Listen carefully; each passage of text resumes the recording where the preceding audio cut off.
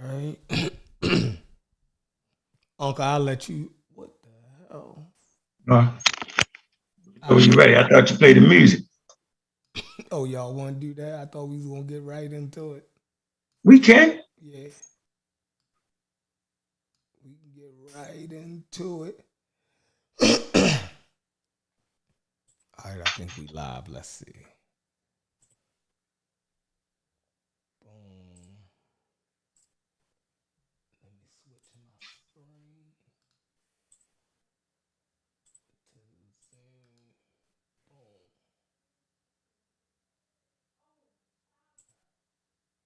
Yeah, we live. We hot.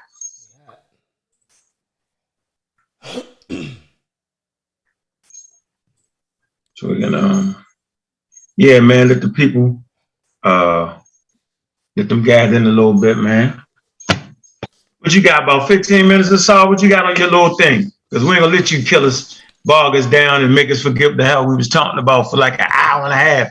And then start going deep. I'm gonna need 25 minutes. 25 minutes. Yeah. Let them have it. Had a Let them whole have show. it. Yo, let them have it. Yeah, the show ain't number 30 minutes, man. Let them have it. Nah, I was messing. We gonna take notes through that 25 minutes.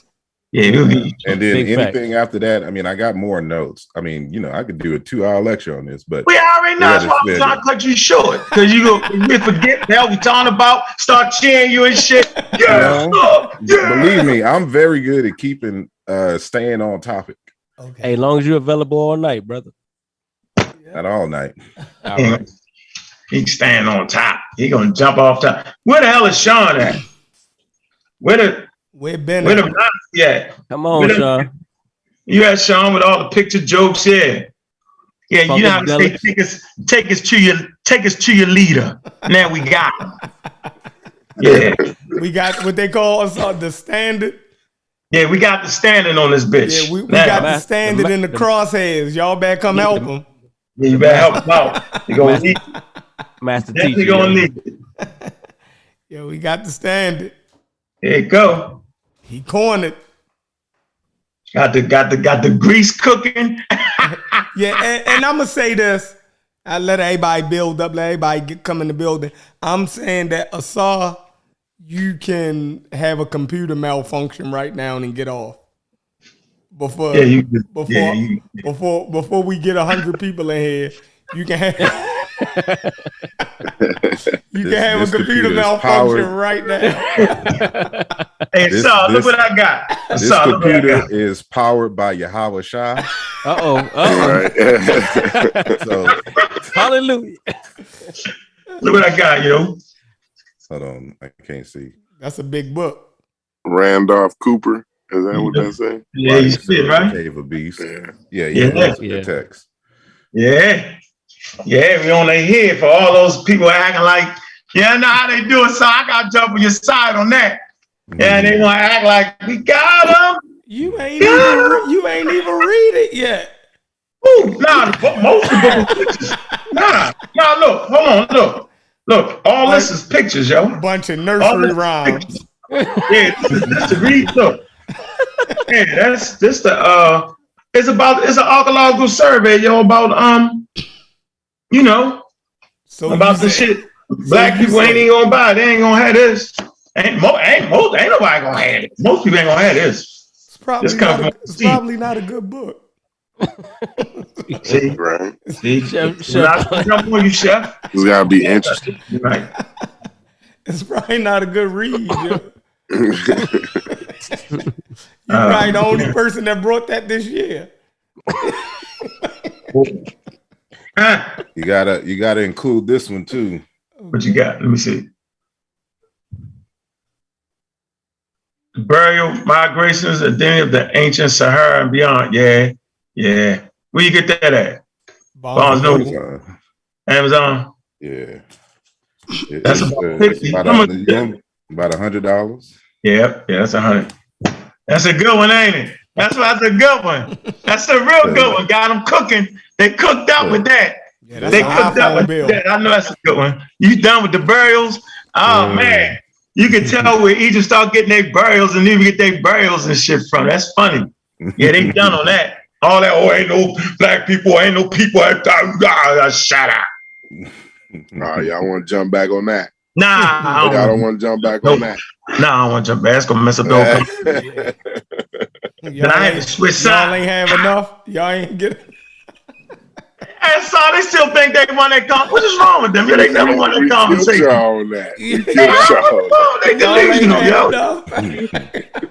That's some delusional ass shit right there, yo. We took y'all in the Congo where we know it was black people at. Like, so we got y'all in the Congo. Y'all should be safe. You know what I mean?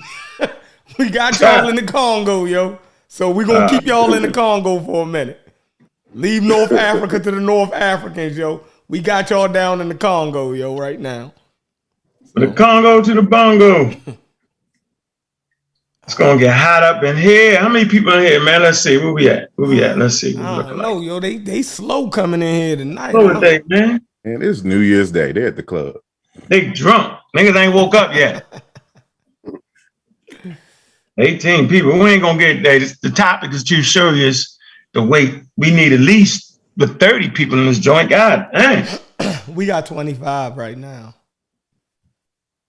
Okay, we get close to it. We don't want nobody to miss. We don't want nobody to miss Asar when he start making up there. He gonna make up some shit. This shit gonna be funny. He gonna do the. I'm gonna call it out. Well, I didn't get my pen. I need my pen too, Asar. I gotta catch you, Asar, because you'll come up with some shit from somebody from Russia. Mm-hmm. Did the guy thing that said this? Man, can I ask you a question about your man Fukuyama, though? No, let me ask you a question. In your studies, is the Ankh a man standing up, yo? Well, yeah. It's Come on, Sal. You just say yeah. Did you say yes, Sal? Yeah, the Ankh there's two versions of the Ankh. The earliest forms was of a rope tied like together in a sandals. loop. Well, not sandals. I don't know who made that up, but it's not sandals. It came from like the rope that you tie around your waist. Like a belt. That was the first Ankh. So there's a word Ankh that means to tie, and then it became like a word for prisoner, for like captive, because it's a word for binding. But then the other version of the Ankh is actually the thoracic complex. It is it's the human or the cattle, like a bull's top collarbone here, the collarbones here, and the sternum. And this is why you see, like, for example, the Ankh symbol juxtaposed upon two other symbols that represent, the human body. So the Djed pillar, which is the spinal cord, and then the Was scepter, which is supposed to be like the nerves, the central nervous system that comes down the back. And so they're just body parts of human beings and animals.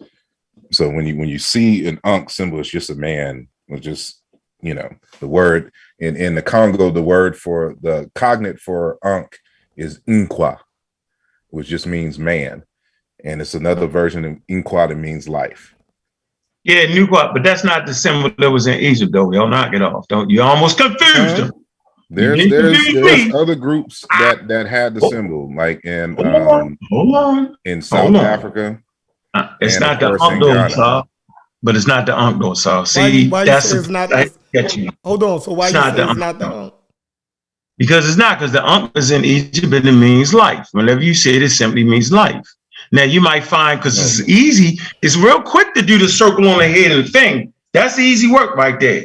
That's not the argument. The argument is it's not a Ankh, it's a man. Like they said, that's how they represented it. They didn't represent it as the Ankh. Am I correct? It means man. No, it don't. It means life. Asad will argue you down this. We will not even get to the next conversation. Show that. Show and prove right now that it means man. Prove that. 1 second. In the meta nature. Hold on 1 second. That must be a guy then. Fukuyama. That's one of your mans. Yeah, man. See? Unbelievable. Don't make me, you know what? I'm going to call up Smash right now. I ain't going to let you get away with this shit. I know how to do it. Huh. Let me get the other medalist down. Can I share my screen real You quick? sure can. You sure Fuki can. out, pseudo. Go ahead. Fuki out, pseudo though. Hold on, Corey. Let him cook. Let him cook. Yeah, he got Unc lined up right now. You got me lined up. How do you? Just hit the share button. No, I just enabled. Got to get permission. So this is from the TLA, the Thesaurus Lingua Egyptology site. This is a German site.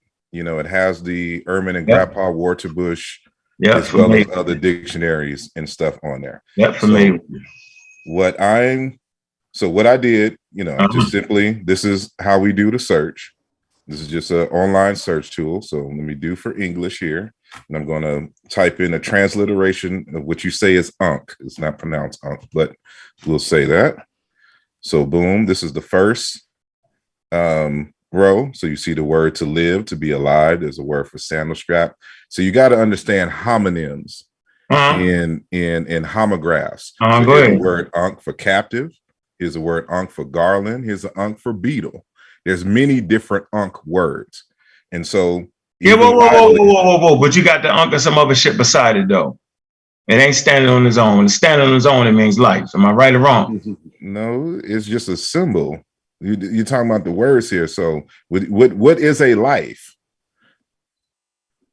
All right, go ahead. Keep going. Okay, so I'm just scrolling here. So you see Ankh, livelihood, also goat herds, water of life given by Isis. It even means earth and land.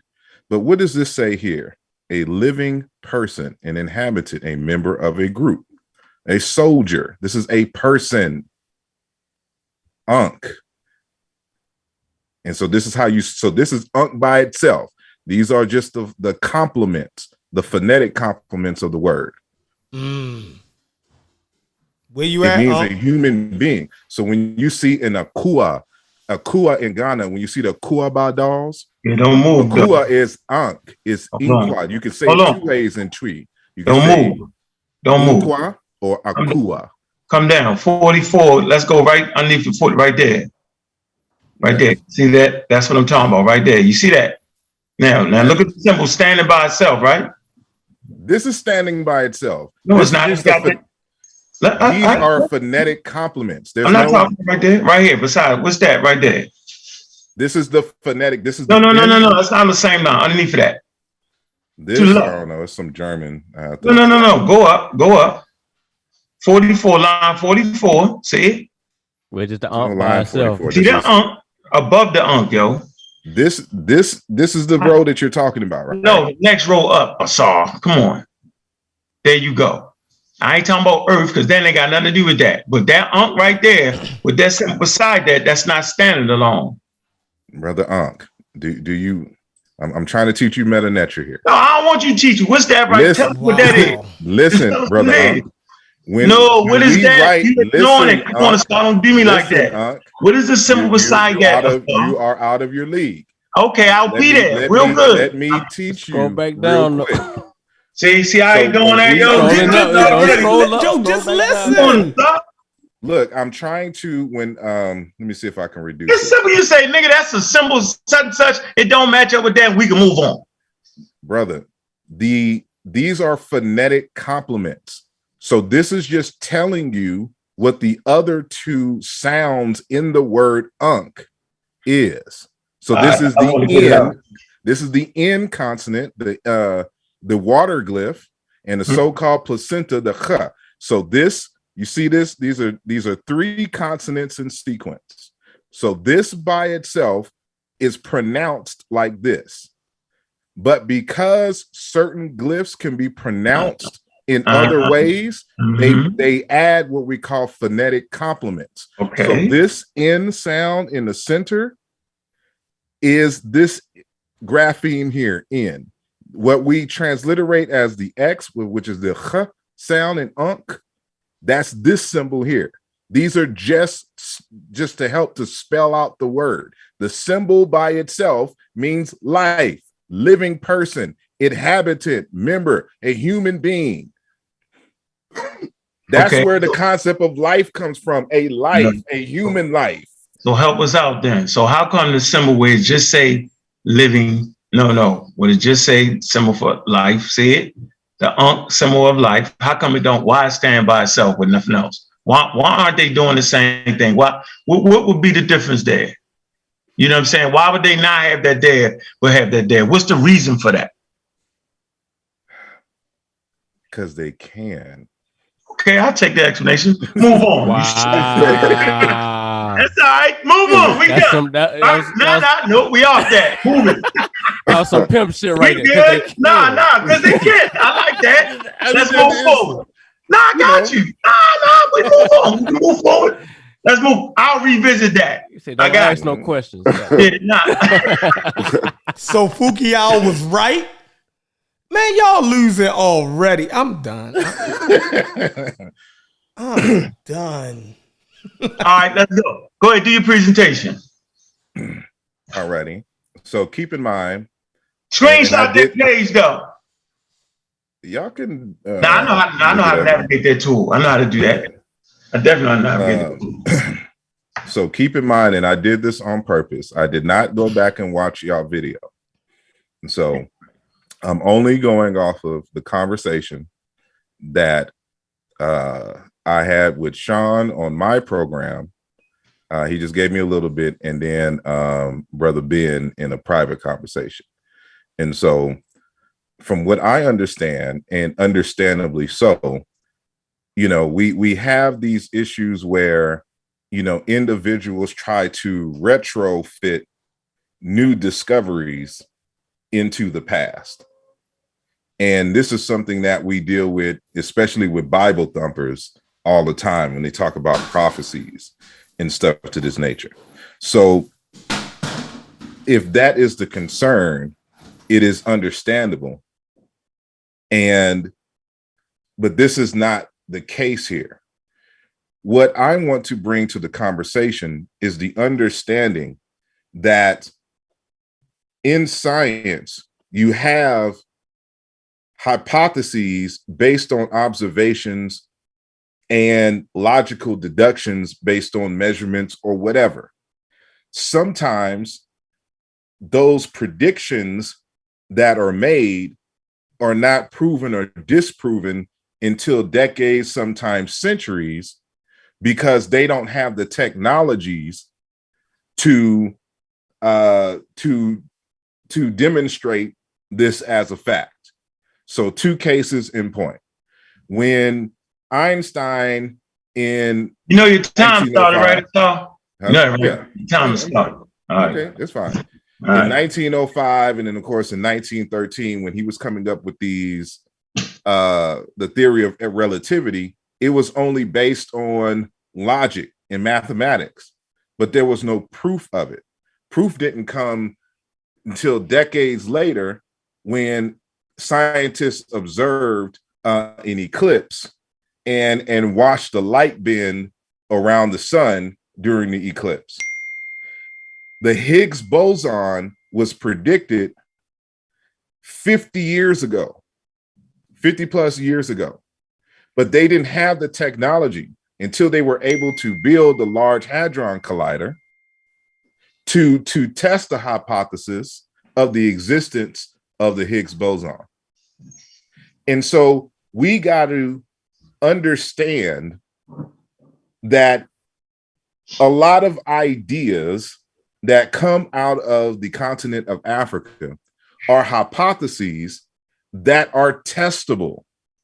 But some of these ideas could not be brought to challenge until modern times because of the technologies. And so one of the things that, and I'm going to start sharing my screen now.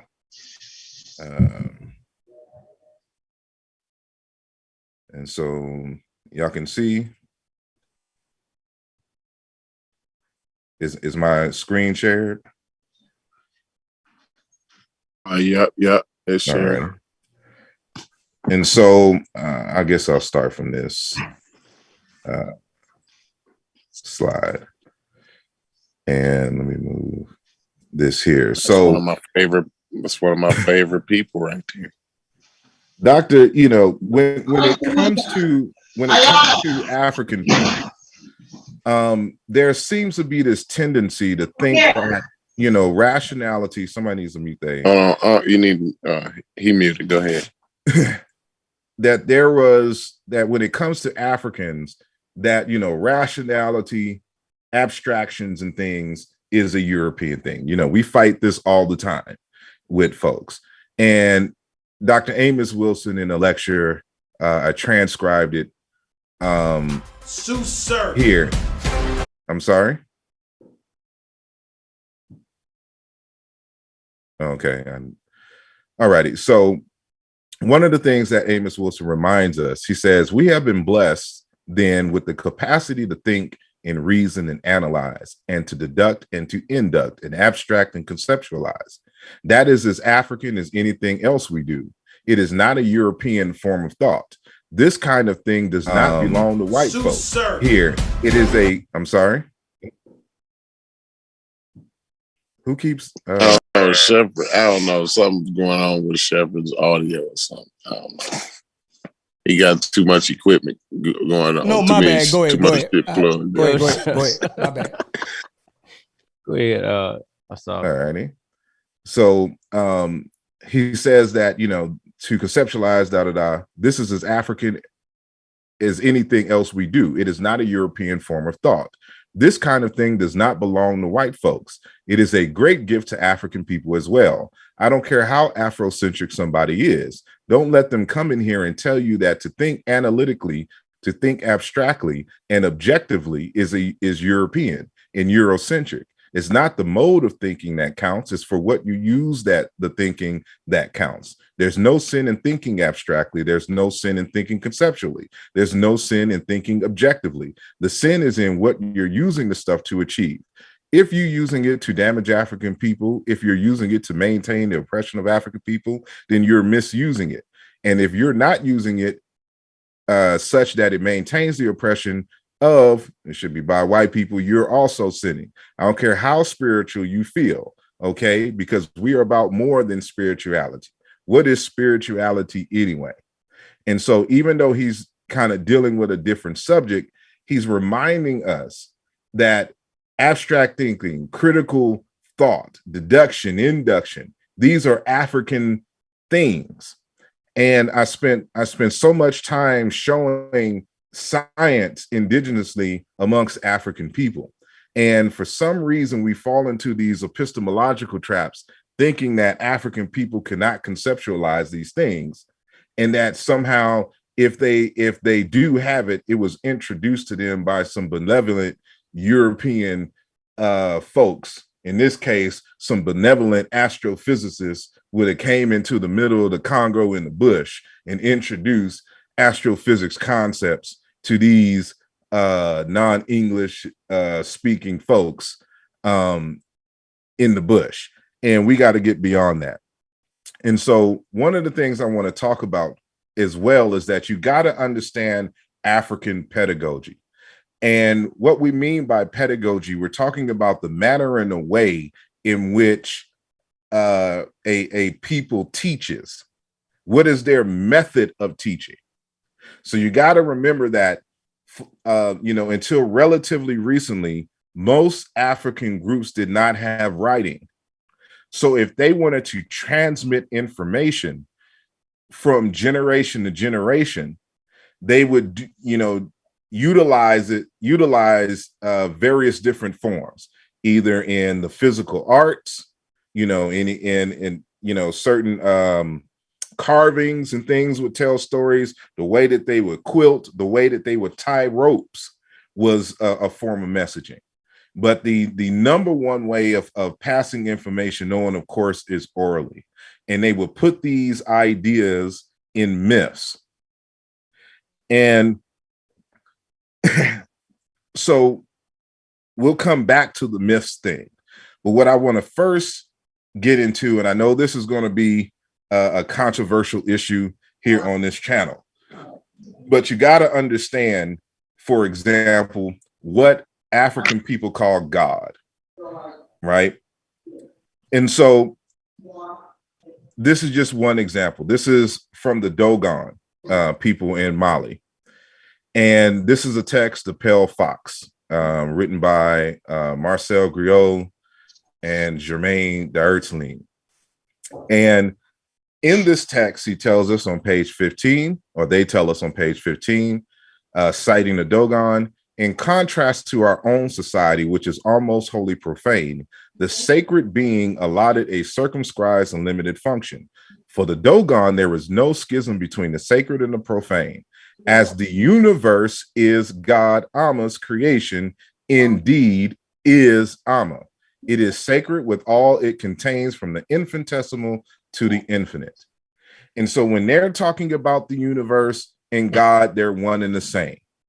This is going to be very important. I'm just citing one. Y'all already know I got about 20 other citations across Africa that have the same frame of thought. This is going to be important. For example, this is Dr. Alexis Bikanye Tingan. He's of the Dagara people. Now, keep in mind that there's a line of related people along an axis in Africa. So when you're talking about the Dagara, when you're talking about the Dogon, when you're talking about the Akan and the Masi and the Mande, these are all related folks. You know, they have similar, they have, of course, a common ancestry and related histories and interactions throughout time. So when we talk about Dogon, when we talk about Dagara, when we talk about the icon, you're fundamentally talking about the same people, different languages over time, of course, but the same people. But this is one of his texts of life and health, the language of art and religion in an African medical system. And I had him, interviewed him on my channel some months back. And this is reinforced in his book, but I like the way that he said it here. He says, Dagara religion, and the timing on the video, if y'all can find it, is 18 minutes and 40 seconds. That's when this part of the discussion goes down. So he says, Dagara religion is all about the cosmos, the cosmic force, the cosmic energy. Cosmos equals everything that is together, essentially everything and all things at once. What is on earth and what is not on earth. You need to know and interact with this cosmos. Whatever you do practically to get to know the cosmos, you do it in the form of deity, the form of God, the form of divinity. You give it a personality using one of the forces. And so what he's saying here is that when we study the cosmos, we do it in the form of deity because this gives us a relatable framework to study the phenomena and the interactions with it and to be able to teach it essentially from generation to generation. And so they're concretizing abstract concepts. Now, the Egyptians did the same thing. And hold on one sec. Because this little thing is blocking, so I don't know if it blocks y'all. Can y'all see fully the page? Yeah, your whole page showing on. Okay, we can see it and YouTube can see it. Go ahead, you cook it. Okay. Thank you. So in Plato's Timaeus, he talks about an interaction between a Greek philosopher by the name of Solon and some Egyptian priest. And the Egyptian priest is telling Solon, he says, as for the intellectual life, you observe, no doubt what care the law among us, therefore the Egyptians, devotes to it. Beginning with the first principles touching upon the universe, our law has organized all discoveries down to divination and medicine, whose concern is health. From speculation about divinities, it has derived human applications and supervised the acquisition of all other knowledge generated therefrom. And so understanding when we're talking about the divinities, these are just aspects of nature, personified concretizations of fundamental aspects of nature. And so through the study of the divinities, the deities, the netures, as it would be written in the Egyptian language, we have discovered and derived human applications and supervised the acquisition of all other knowledge generated therefrom. And so we got to understand that the Africans were doing science. So this is what I mean by the pedagogy, understanding African pedagogy and what they are teaching and the way that they teach, so that you don't get caught up looking at myths and stuff and thinking that the children's stories is the end of the story. And so another thing that I want to point out is that because of colonialism, a lot of these institutions, these educational institutions that a lot of these African groups had to go underground. And I'm just going to give one citation here. I have others across the continent. And so this is from Foucault's African Cosmology of the Bantu Congo. He says, to illustrate to these candidates that the teachings were highly powerful, secret, and sacred, all candidates were painted with the tukula red color, the symbol of both danger and death, maturity and leadership. The symbolic painting of candidates in red was fundamental to convey the essence of the teaching of all.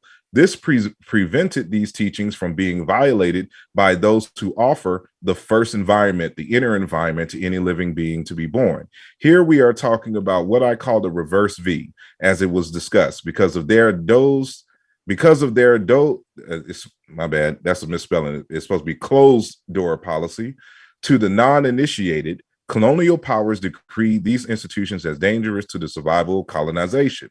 Consequently, these institutions were destroyed without taking into consideration their social, cultural, educational, spiritual, or moral values. Many of their unyielding leader masters, the Ngudia and Nganga, were executed or jailed for life. The remaining masters took these institutions underground for hundreds of years for fear of reprisal from both the colonial and religious powers. So he's saying here that, what was once an open institute that, prepared people for life, in which a lot of these stories and things were passed on, had to go underground as a result of colonialism. Because, just like when they took away the drums here in the United States, this was a way of communicating with one another. And this is something that they did not like. And I can speak on this personally, just being initiated in a college fraternity. And so, the sororities and fraternities, used to have open initiations, for the most part. A lot of stuff wasn't public, but you can do it publicly. They can do all kinds of things publicly, but because of certain injuries during the process and things of that nature, and a lot of lawsuits, they banned quote unquote pledging. But it didn't stop pledging. Pledging just went underground. And so you still have folks pledging, being initiated in a traditional way, just not on the surface. And this is exactly what happened in Africa when it came to these educational institutes, in which a lot of this information was passed on. And so this is, Foucault was initiated in 5 of these institutes throughout his lifetime. And so we go to Indaba My Children by Credo Mutua. Now, a lot of his stuff, we can just argue is pseudo, but that's beside the point. He is an initiate in the Zulu tradition. And this book, besides, it just tells you a lot of the myths. So it's titled, rightly so, Indaba My Children, African Folktales. And these are folktales from all across Central and Southern Africa. He was initiated into a number of systems across Africa. And he put all those stories that he learned and memorized and or wrote down into this text here called Indaba My Children. And so in this particular text, I won't read everything here, but he talks about the concept of God. right? And in the concept of God is going to be similar to what we saw with the Dogon here. He said, it is said that the Bantu have no conception of a universal single God. That is, in their religion, they worship the spirits of their long dead ancestors. They are superstitious and fetish ridden and tremble when the thunder growls. The world has been shown images carved by the Bantu. And this would appear to be the sum total of the knowledge foreigners have gained about our religion. The Bantu believe in the existence of God, but their concept of God is different from that of other races. While we believe in a heaven, or our concept of heaven is totally different from that held by other races. The Bantu version of hell is an evil land, but in this land, we see no devil with tail, horns, and a forked tongue tormenting the souls of the wicked in eternal hellfire. So he starts off saying that our conceptualization of God is different. And so I'll just skip down to what I have underlined here. He says, the most ultimate God, who is the God of the gods, is everything in everything. Each tree, each blade of grass, each stone that you see out there, and each one of the things that live, be they men or beasts, are all parts of God, just as each one of the hairs on your head and each flea in your hair and each drop of your blood is part of you. The sun is part of God. The moon is part of God. And each one of the stars is but an infinitesimal part of him who is and yet is not, him who was and yet was not, and him who will be and yet shall never be, because there never was a time when God was not, and there never is a time when God will never be. So essentially saying exactly what we saw in the Daguerre and in the Dogon tradition, that God is existence itself. It is the universe, and everything is a part of it. And he reinforces this notion. He says, my child, keep in mind that he's being initiated. He's telling the story of the elders initiating him into becoming Sangoma. My child, the eldest talking to Mutwa, God is more in you and is more part of you than you are in and part of yourself. Let me move this. He exists in you more than you exist in yourself. You were not created by God, as the aliens tell you, but you exist as part of God. Your soul is immortal because God is immortal. And your soul and mine are as much a part of God as the grain sandstone is part of the boulder that is part of the mountain. Reinforces this notion that there is no God out there. God is simply existence itself, and we are part of it. This is going to sound just like a lot of what Dr. What's his name? Neil deGrasse Tyson is always reinforcing that, we are of the stars and part of the universe, and universe is in us, yada, yada, yada. We'll get some more of that. Yo, you funny as hell. Yo, you sound just like him, yo. You lost your damn mind, yo. Hell no. Go ahead, man. My fault. All righty. So I'm skipping a few, and I'm just going to show this image here. This is just supposed to be a symbolic image of God, but not that this is God. It's just it's just a symbol to talk about, if you God, looking forward, forever, and God looking backwards forever, and traveling upon forward on the river of time, which they symbolize with a crocodile here. And then that he is hermaphrodite. This is why you see like the males here, but the female mother part here is, we can see in the carvings with the breasts. All of these are just symbolic concepts, to talk about essentially the duality of the universe itself. But the elder says something that's very important, and this last slide is going to be important to our conversation.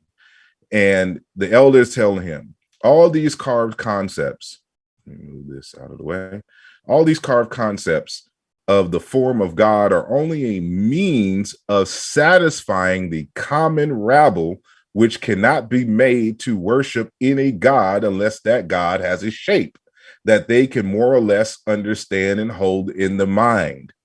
So for those people who can't think abstractly, for those who have, childish minds, etc., we create these symbols, these myths, all of that to be able to teach them, because they can't think deeply and abstractly. He says they are also intended to discourage young people from asking too many questions and you, O chosen one, must only bear this in the valleys of your mind, that God is there and the lesser gods are there, but no one can ever know what forms there are. A God must never be interpreted as having a fixed shape. God can assume any shape he desires and whatever form would suit. Yada, yada. I'm going to skip to this last paragraph here. He says, my instructor proceeded to explain that while these masks and carvings serve their purpose to instruct children and the common people, I, as a chosen one who's being initiated into the priesthood of Sangoma, must know more about our actual concept of God, meaning the universe and the deeper aspects of the universe. I cannot repeat his actual words as it would occupy far too much space, and he explained everything in a symbolism which many of my readers would fail to comprehend. Briefly, he compared the universe with a gigantic anthill. The structure as a whole is God, and us and everything we see about us is merely the ants and the sand grains inside the anthill. So when you start understanding African pedagogy, you get to start to see, how the Africans use concrete symbols to teach abstract realities. And sorry, let me move this back up here. And so I want to introduce the theoretical physicist, Dr. Sylvester James Gates, who, and I have the actual scientific article, but this is the popular article in a physics world called Symbols of Power, Adinkras and the Nature of Reality. He wrote the first PhD dissertation on supersymmetry, and he is a very powerful, astrophysicist and theoretical physicist. And so there's a lecture that is called the E.E. Just Symposium Keynote Address, Sissy, and this has to do with supersymmetry and the Lords of the Ring. That's the title of the YouTube video if y'all want to go review it. And so there's a point in the video where this is towards the end during the question and answer. And Dr. Gates replies to a question this here, which I typed out here. He says, this is what we call vertex normalization in quantum theory. And what it basically says is that the charge that an electron couples to a photon with actually depends on things such as the speed and the spin, the location much more complicated than the equation we taught our students in high school. You see, we constantly lie when we teach science, but we lie in the service of truth. We tell people the part of the truth that is appropriate for what they have as a background. It would make no sense for me to talk to a high school classroom and try to teach my students relativistic quantum field theory. So I say instead, Coulomb's law is the end of the story, even though I know that is not the complete accurate story, but it's good enough for that audience. So when you talk to a scientist, you need to be very careful if you're not a scientist, because you need to know what the scientist is assuming about what you know, because that influences what we tell you.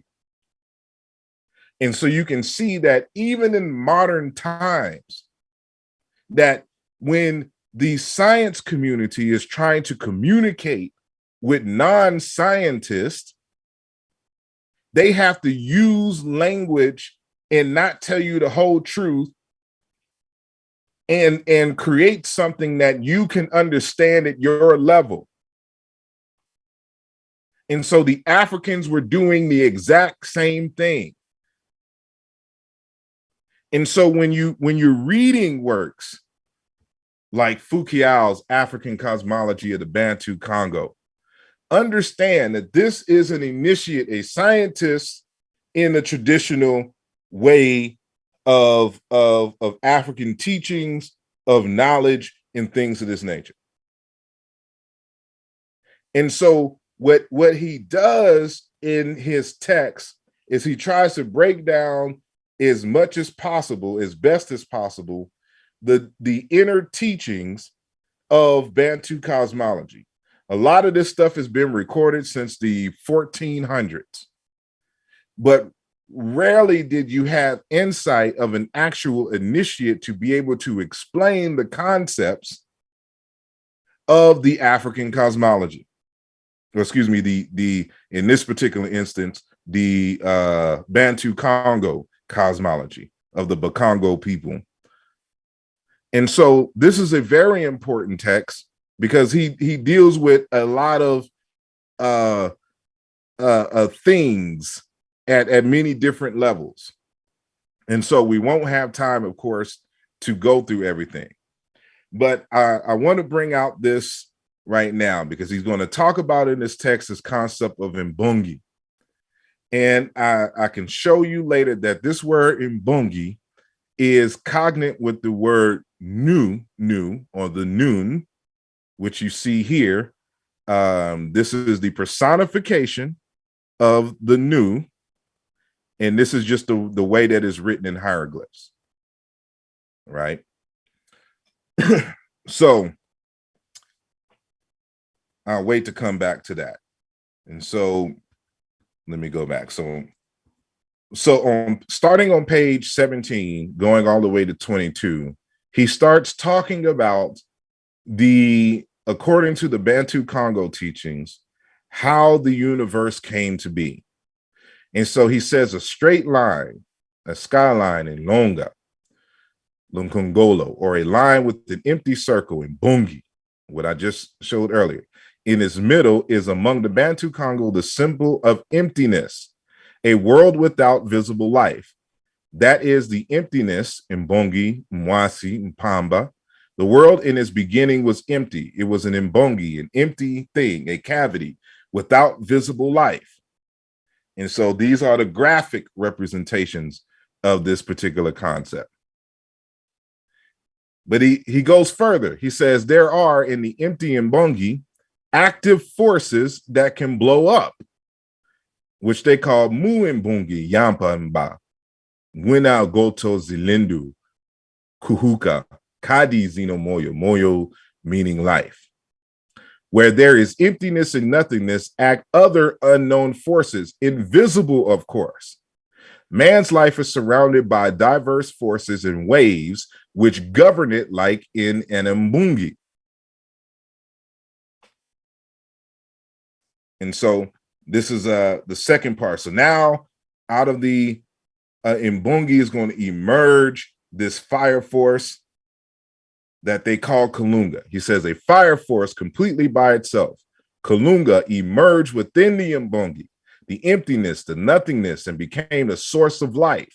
Moyo Wayo Mu Inza. Inza meaning land, world, etc. On earth. That is the Kalunga. And what's interesting is that this word Lunga, there's many different Lunga. There's homonyms in Kikongo language. And when Kalunga is represented by a fire force, this root here, Lunga, is cognate with the word Ra in ancient Egyptian. That's another lesson for another time. But then there's also this word Lunga here, which is also cognate with Ma'at. And so when it talks about that is the Kalunga, the complete force by itself, fired up the Mbungi and overran it, dominated it. The heated force of Kalunga blew up and down as huge storm of projectiles, which they call Kiambwa Ninde. And it's interesting that Kiambwa Ninde is Fukiao's name. That's his initiated name. So, you say Kiambwa Ninde Bonseki or Kia Bonseki Fukiao. So Bonseki is his father's name. Fukiao is his last name. And they're still firing firecrackers out here. So if y'all hear that, I do apologize. It's not gunshots. Well, it could be because I'm over here on the Air Force base. But that's neither here nor there. All right. And so Kalunga then became the symbol for force, vitality, and more, a process and principle of change, all changes on the earth. And by cooling, the mass in fusion solidified itself and gave birth to the earth in the process of cooling. Yada, yada, yada. And so you see the graphic representation of this. And so I'll just pause that there so people can read it later. What I want to do is to show this here. And so this is what we call lattice, quantum chromodynamics. And so when one of the things in science which they recently discovered is that when you extract everything and it's a complete vacuum, that the emptiness is not empty. And this is a computer simulation, of the mathematics, which helped to demonstrate this. And later, the Hadron, the Large Hadron Collider has confirmed this with experiments and things of this nature. And so there's all these fluctuations of, coming from the fields and protons coming in and out of existence out of this empty field, but it's supposed to be a vacuum. It's supposed to be empty. But just like what Foucault showed here, and this stuff was written in the 70s and republished in 2001. Let me see. He said, there are in the empty Mbongi active forces that can blow up. And so all of your life emerges from these fundamental fields and these fluctuations which give birth to the protons and up quarks and down quarks, et cetera, that we see in nature. This is in modern, astrophysics. This is discussion to this day. As a matter of fact, Krauss has a good book that discusses this called The Universe from Nothing, right? And shows that there is no nothing, that there's even in the nothing, there's something. And this is a representation of this. And so the Africans was already talking about this. And so what's interesting is that, again, this is why I show that in the, you'll have to review this and verify this on your own. So when people review this, they can just pause the screen and go over this. And so I want to pay attention to this third column here. This is from the Bassa Bantu people in Cameroon. And so when they talk about the universe, they talk about Mbak or Mbag, right? And there's this phrase, Toli Mbag, Limbag.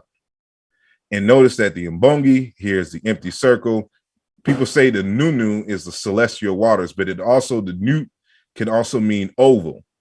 And it also for a pot or a bowl. And then the word is also for sky, heavens, or whatnot.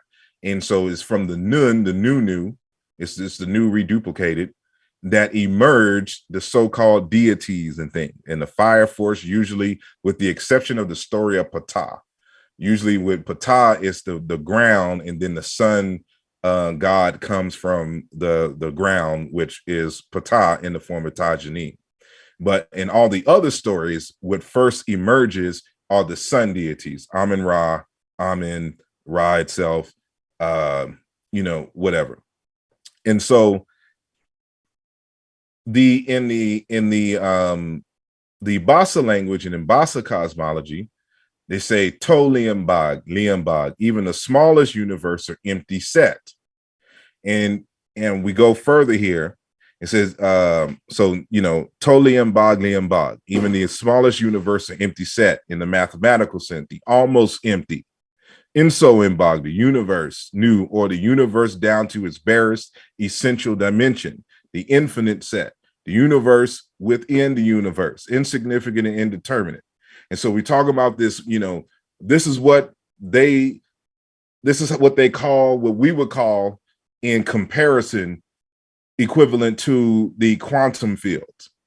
And so it's the universe within the universe, the infinitely small, from which all things emerge. And so these aren't astrophysicists that went to Yale or anything of that nature. These are people in the bush who conceived of the universe in this very same fashion. And so, I'm currently writing a text called Quantum Field Theory. Quantum Field Theory as African Inheritance. And I've been working on this and studying for 10 years for this book. And I think I just went over all of that stuff. And it's interesting that even when you go into ancient Egypt, and so this is one of the Ramesses tombs, and you can see this creation narrative that is shown here. And we're going to pay attention to this register right here. And so when we zoom in close, this is Atum, another sun god. And this is the Nun. So when you go back to the original drawing, you see it here. And they're giving you an act of creation here. And this is supposed to be the Nun under here. And out of the Nun emerges Atum. And then Atum gives birth to the stars, the sun, and other particles, and just creation itself, which you can see symbolized here. And you can say it's a fire force because here's a glyph of the it's a brazier, or what they would use to like kind of light, well, anything, kind of cook or to do metallurgy or whatnot. This symbol here is used. And so when we talk about Atum Ra, this is the symbol here. He is a sun god who emerges out of the Nun. And this is the symbol. This is Nun here. Right. And you can see this V, just like in the Bantu Congo, the Bantu V, which we can see in the actual raw hieroglyphs right here. The same kind of conceptualization. This whole thing is a creation narrative. This is in a tomb. And so, it's all symbolism, here, but this is the way that our African ancestors, they're giving their hypothesis of how the universe emerges. A fire force emerges out of the Nun, out of the Mbongi, out of the emptiness, out of the quantum field. And it's interesting because you see the same kind of imagery thousands of years later amongst the scientists. So we're talking about the Big Bang and all of that. And so, of course, it's not fire, but that's the word that they use to talk about this immense heat, immense creative energy that emerges out of the Mbongi. Right? And I don't know if y'all heard that one. That was pretty loud. And so this is coming from NASA. This is their drawing of the Big Bang. And this is another one that you'll probably see if you do just a simple image Google search. You see how in all the scientific representation, it is a light that emerges, and then all of the stars and planets and all this other kind of stuff emerges from this V, the same kind of V when we go back here that you see in ancient Kemet.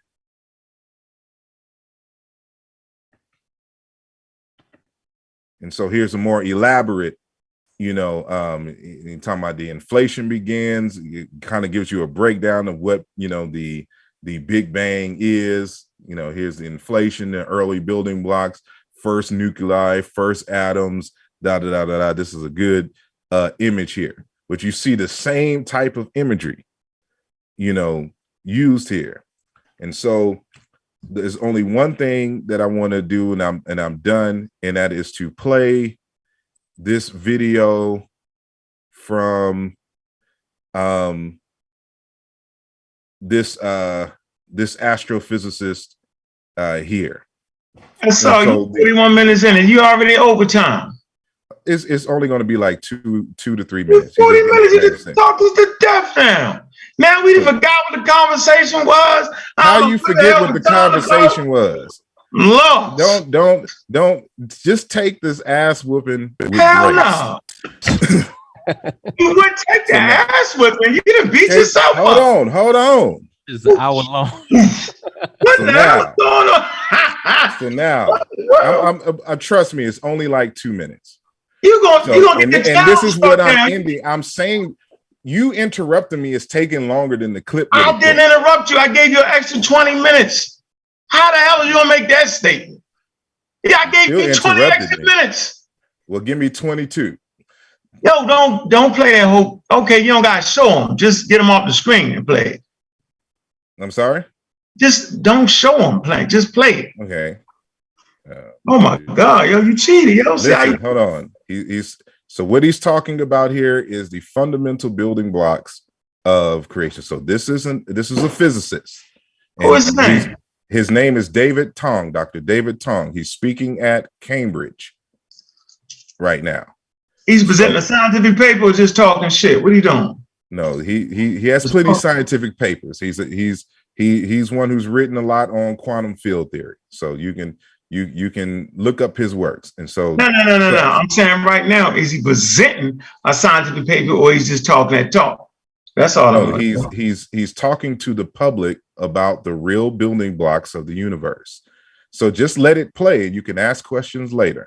Yeah, I know. Don't show it though, sorry. I understand, but don't interrupt me before. I didn't interrupt you. You just interrupted me. I pressed play and then you started talking. I'm not interrupting you. Interrupting you would have been interrupting during your 25 minutes. Anytime after 25 minutes is not interruption. Whooping. So whatever, yo, you done beat yourself up. I can't wait to get at you. That's why I'm jumpy right now. Well, then let me finish. You didn't already went past this time. Yeah, but you finished. You was finished 25 minutes ago, Asar, and you still gonna have more to say after I beat you down. Be quiet, Ankh. No, I'm not gonna be quiet. Come on with that nonsense, man. You're over time, yo. You about to lose right now. Lose what? Asar, you just told everybody on how. It is 2 minutes. I'm not gonna be quiet, Asar. Now I'm not gonna be quiet. Minutes. I don't care, but you can't play it, Asar. I didn't waste no time. The time was wasted when you went 20 minutes over, Asar. It was a waste of time. This is 2 minutes, and I'm done. Yeah, let me get it over with. No, y'all not. Wait a minute, man. I'm simply saying. Take it off the screen. Are you fucking serious right now? Oh, if I take it off the screen now, can I go back and press the play button? How do I press the play button? That's what he's saying. That's what he's saying. I understand that, but he needs to shut up. Damn, you just and let me do what I need to do. I need to press the play. I'm not shutting up, Asar. I didn't tell you to shut up when you went 25 minutes over. You went 25 minutes over. They're gonna tell me I got shut up. Right. And you rude with that. All right. Come on, dude. Go ahead, hit the play button. No, bitch, you don't gotta jump in this. I'm not gonna let a nigga come on this motherfucker. Go 25 minutes overtime and then tell me I got shut up because I simply said don't show the video, play the video. Come on, stop. Take the ass whooping with grace. That's all. Yeah, okay. Man, you doing that ass whooping? How you gonna? You just lost. Hold on. Let him get it over. Go ahead, press play button. All right, here we go. You just. No, you put it back on the screen again. That's what I'm trying to tell you. What the fuck is going on? I know you're not that slow on. 2,500 years ago, there are like Lego bricks. Man, how the hell is... Okay, there you go, sir. No, you ain't that slow. It's a very nice picture. It's a very comforting picture. It's a picture we teach kids at school. It's the picture we even teach our students in undergraduate university. And there's a problem with it. The problem is it's a lie. It's a white lie. It's a white lie that we tell our children because we don't want to expose them to the difficult and horrible truth too early on. It makes it easier to learn if you believe that these particles are the fundamental building blocks of the universe. But it's simply not true. The best theories that we have of physics do not have underlying them the quark particle and the two quark particle, and the electron particle and the two quark particles. In fact, the very best theories we have of physics don't rely on particles at all. The best theories we have tell us that the fundamental building blocks of nature are not particles, but something much more nebulous and abstract. The fundamental building blocks of nature are fluid-like substances which are spread throughout the entire universe and ripple in strange and interesting ways. Okay, And so what he said is exactly what the African said. That from this fluidity emerges what the physicists call particles, what the Egyptians called neters, which were the building blocks of the universe as we see it. And so when we have these conversations, we got to understand that the Africans were not stupid, that they conceived of the world and hypothesized its creation in various different ways. And some of those hypotheses also echo what modern physicists are saying in terms of the standard model. And you have to respect that. It's not saying that they built large hadron colliders and came to these conclusions. Is that when you analyze and understand the language of the people and understand not the children's myths, but the initiated abstractions, that the Africans were on par and on their way to leading in terms of theoretical physics. But colonialism changed that history. And now we're just now re-catching up after 2,000 years of fighting Arabs and Europeans and trying to hold on to what little that we can of our culture, our history, our way of teachings, and the like. And so with that said, I'm done.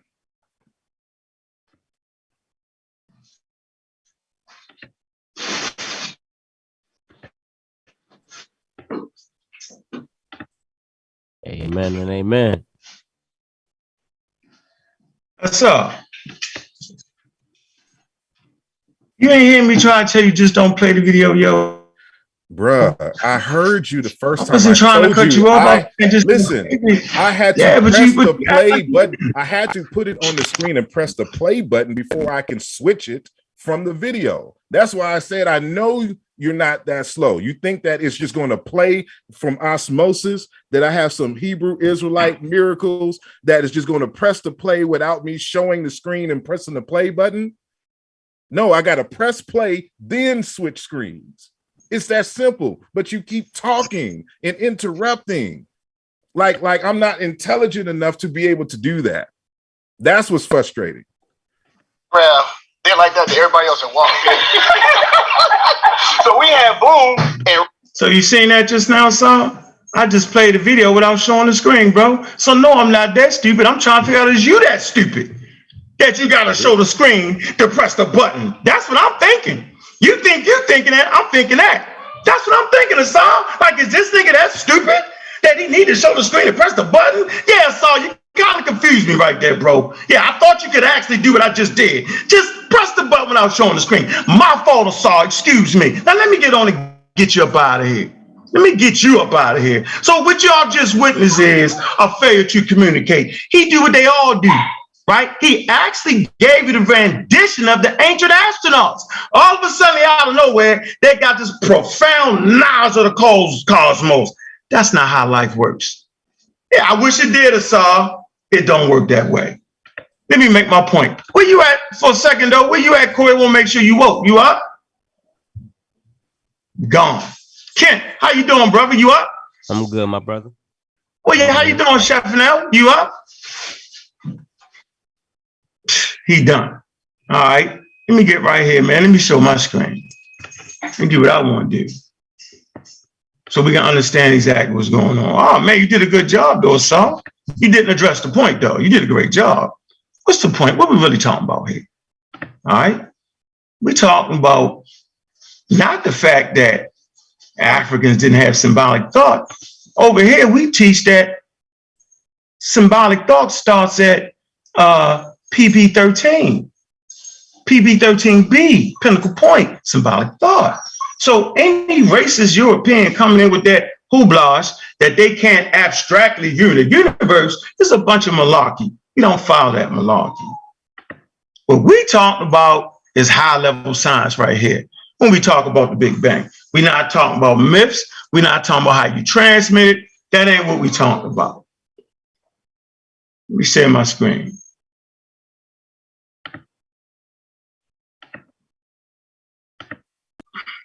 See the screen? Am I correct? Kent, can you see the screen? Corey, can you see the screen? It's up. Science is undefeated. While ancient cultures couldn't understand the Big Bang. It's all in the senses. Hold on 1 second.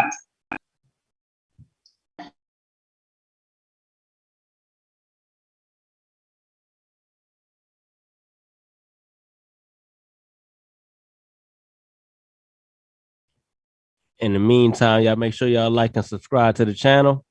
You know what I'm saying? Appreciate everybody that tuned in. Got a good 112 million in the building. Appreciate Asar for coming through, man. You know what I mean? Let's go and get to it. All right, y'all can see the screen, right? Can you see the screen, baby? Yeah, I said I see it. It's on it. All right. So we right here. All right, let's move on. Hope this don't slow it up.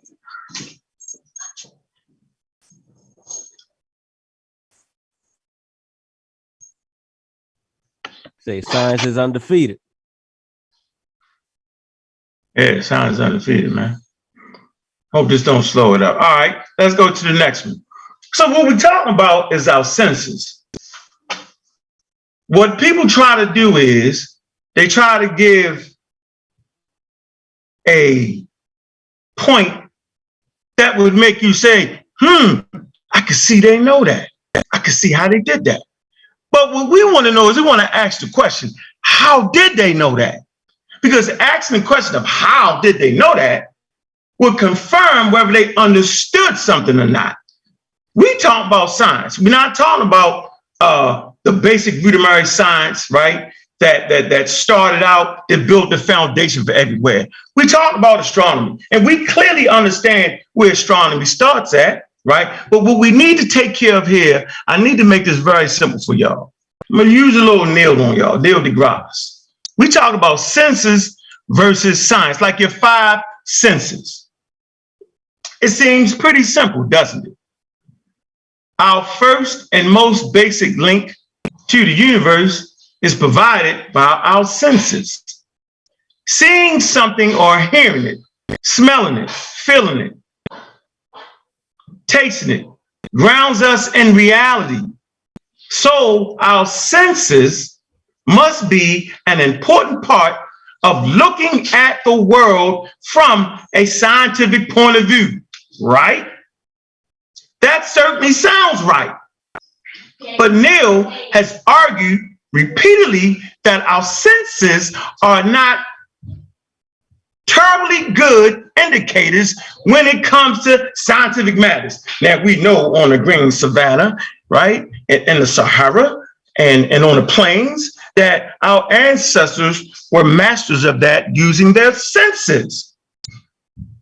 What Asar is coming to attempt to do is he's trying to usurp the senses. Because we're really talking about what? Let me keep moving. Instrumentation. Watch this. The notion that seeing is believing, he writes in his Astrophysics for People in a Hurry, works well in many endeavors, including mechanical engineering, fishing, and perhaps dating. But it doesn't make for good science. Science is not just about seeing, it's about measuring, preferably with something that's not your own eyes, which are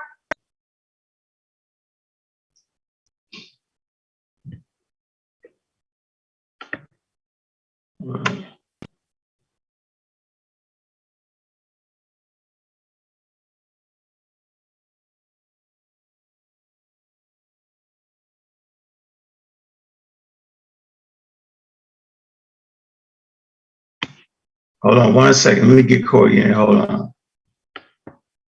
You back in there, Corey? Yeah, he in there. I can't hear him. Oh, yes. There it is. Well, you disappeared on us. What happened to you, bro? I had to run upstairs. Hold on, my shit stopped moving. Yeah, the little ones. The little ones. Oh, shoot. 10 of them. Hold on a second.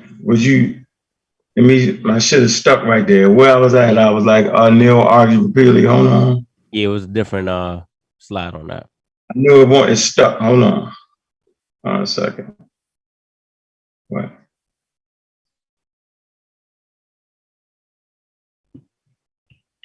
Okay, man, see that? All right, let me get out the screen. Let me stop the screen sharing. Hold on for a second. I let you in the damn screen froze up. Corey. Yeah. Dang.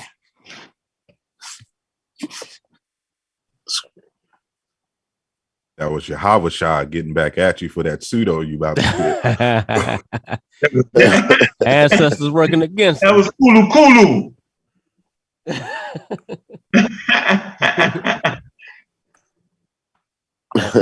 Happy New Year's, everybody, too, man. Yeah, no doubt. Happy New Year, though, no doubt. Man.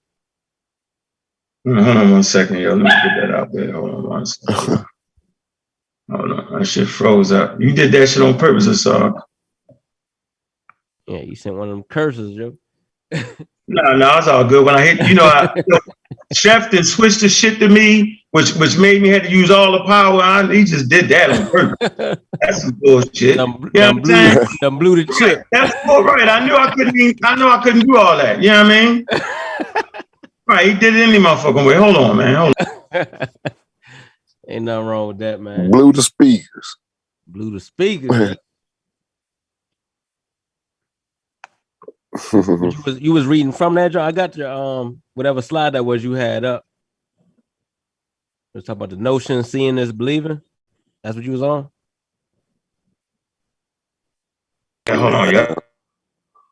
I want to do a thing. Hold on. Yeah, I'll see it now. Yeah, nah, not yet. All right, hold on. Damn, man. Let you hit the button. Yeah. Where we at? That's okay. not your eyes. That's not your eyes, which are inextricably conjured with the baggage of your brain. Let me go back here because I want everybody to get this. Why this shit ain't moving? Yo, god damn, that's bullshit. Let me start right here. The notion that seeing is believing. Y'all can see it, right?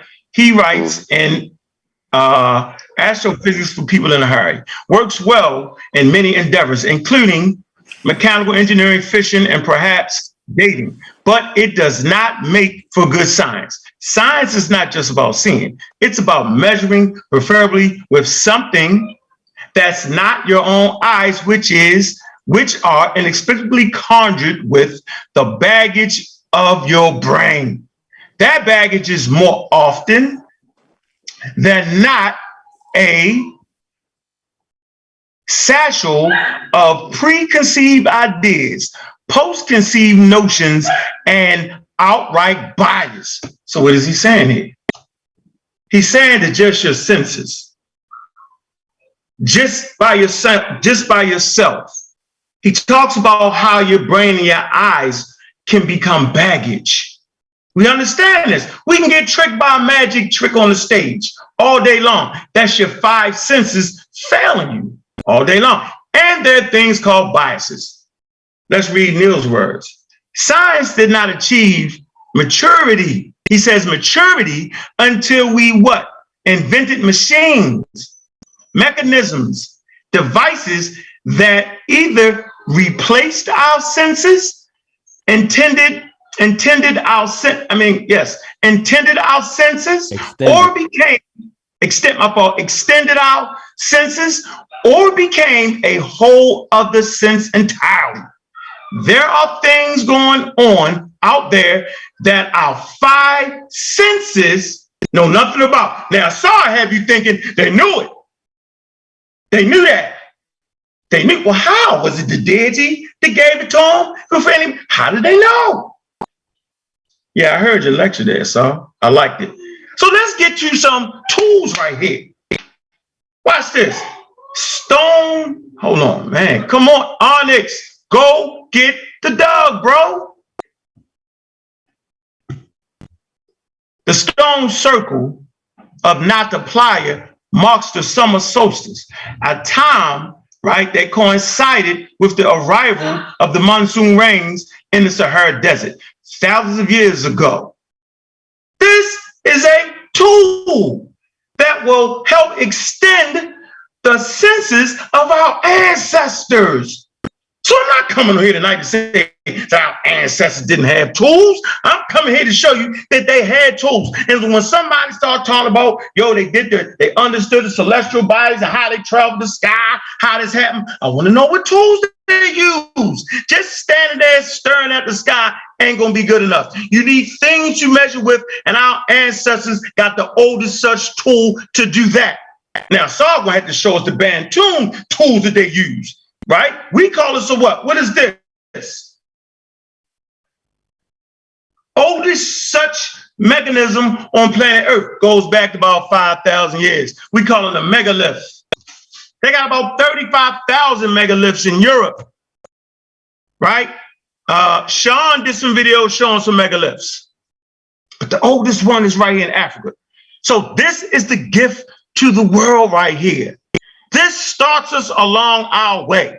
We don't need to take that from our ancestors. Without this, this is essential to get into space, but it's a tool. And without this tool, you can't measure things they measure. And if a person come amongst you and say they could just did it by just doing it, just by staring at it, they made that up.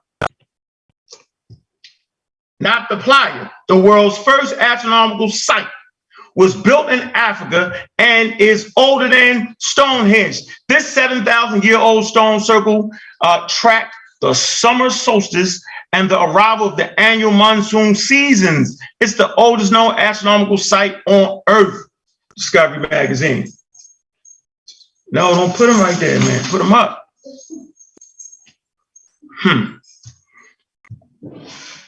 Science Magazine, y'all know what it is. Africans, Homo sapiens were the first, what? Techies. So we give credit to Africa, but we make sure we don't reach. I've seen people actually take this right here and make it more than what it was. Matter of fact, it's a marvel during that time. You don't get no better than that. That's top-notch, top-of-the-line technology in their world. You don't get better than that. It's not in Europe. It's not in Asia. It's not in North America. It's in Africa proper. It ain't in Egypt. No, it's in Africa proper. Not to say that Egypt was not in Africa, but I'm saying this is down south. This is important right here. I've seen people take that, right, and reach. You know what we say around here, Asar? When you reach, we teach. So now we're teaching. We're showing you that there are tools that will extend our senses. This is important for what I'm saying here. Catch on.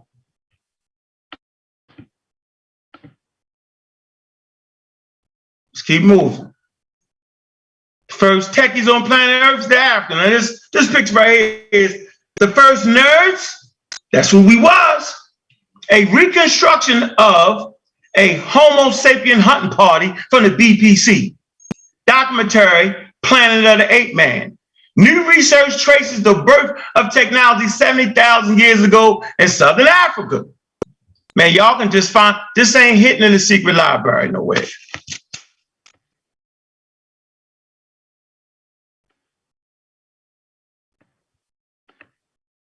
Technology found in South Africa predates similar artifacts found in Europe by 30,000 years.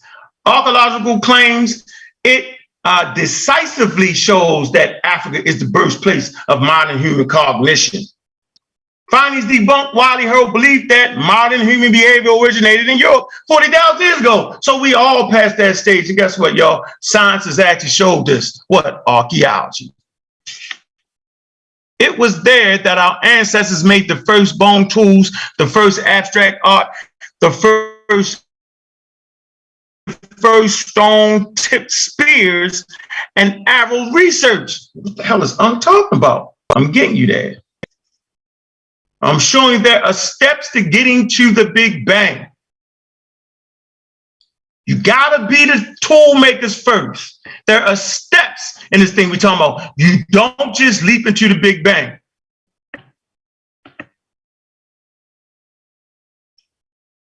They chime with findings published just last month, which suggests that the development of long-range weapons in Africa was a technological breakthrough which allowed humans to become the dominant species.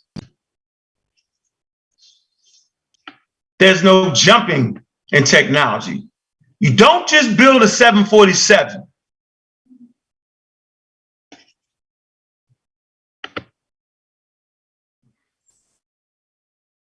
The first gadgets, a bone point from the Middle Stone Age levels, Pierce Cave. The exact context is unknown. Bone tools from Steel Bay levels at Bloomblas Cave. See those tips? See those micro lips? You got to start there to get to here. There's no jumping on planet Earth. There's steps to getting there. Bam, spears, West African spears. But you don't get to the spears until you get here first. You got to understand that first. Once you understand that, then you can move to this. There's no step jumping. The universe is a teacher, but it takes steps. You have to surpass your natural senses. You got to get past that. Some more West African spears. These are better. You'll see through time they get better and better and better as Homo sapiens sapiens get better at what they're doing. But without this, without the spears, you don't have this. Your first project your bullets. So your spears are your first projectiles. Your spear tips, your micro lips. You need this and this before you can get to this. You would not find our ancient ancestors with bullets. It would be ridiculous. But that's not to say that their level of intelligence would not have allowed them to produce bullets. It's just the time it takes to get to that level. Same thing with the Big Bang. Once you understand projectiles, right? Sam Bushman rock art. Sevilla Rock Art Trail, right? West Cape Province of South Africa. You see the bow and arrow on rock art 40, 50,000 years ago. You see him holding a bow. A bow does what? A bow pushes the arrow. Motion. So you go from throwing a spear, you go from bone tips to tips that go on arrows, to arrows that you're throwing, spears that you're throwing, to being able to put more force behind it by using a bow. So you go from this to understand projectiles and making shit move, right? And later on you will get to this. There's no this ICBM size comparison. That's intercontinental ballistic missiles. There's no intercontinental ballistic missiles without this, this, and this, and this. If you skip any of these stages, you do not get to this. It's impossible. It won't happen. Same with the Big Bang. Bow and arrow hunting is a technology first developed in the early modern humans in Africa, perhaps as long as 71,000 years ago. Archaeological evidence shows that the technology was certainly used by humans during the Howell's Point phase. of the Middle Stone Age in Africa between 37,000 and 5,000 years ago. Recent evidence at South Africa Pinnacle Point Cave tentatively pushes the initial use back to 71,000 years ago. So I knew I was coming into this situation, right? So I want to read something to you. Something I wrote. You know, I saw them say, nigga, if you got something to say, put it in writing. So shit, fuck it. Put it in writing. What does all this have to do with the Big Bang? Should have asked Asar what the hell was all the other shit he had to do with the Big Bang. Watch this. This little thing I wrote is entitled, Humans in Their Five Senses.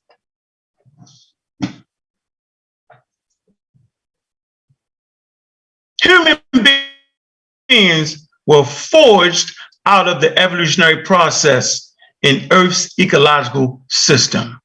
Humans evolved in the protection layer of gases called the atmosphere. These gases are important, like oxygen we breathe, carbon dioxide, nitrogen, ozone, water vapor. The atmosphere protects us from the sun's harmful rays and some meteors that might crash into the earth. The atmosphere has 4 layers: the troposphere, stratosphere, mesosphere, thermosphere. Our 5 senses were fine-tuned for the survivability of Homo sapiens within the planet's gravitational field and the troposphere.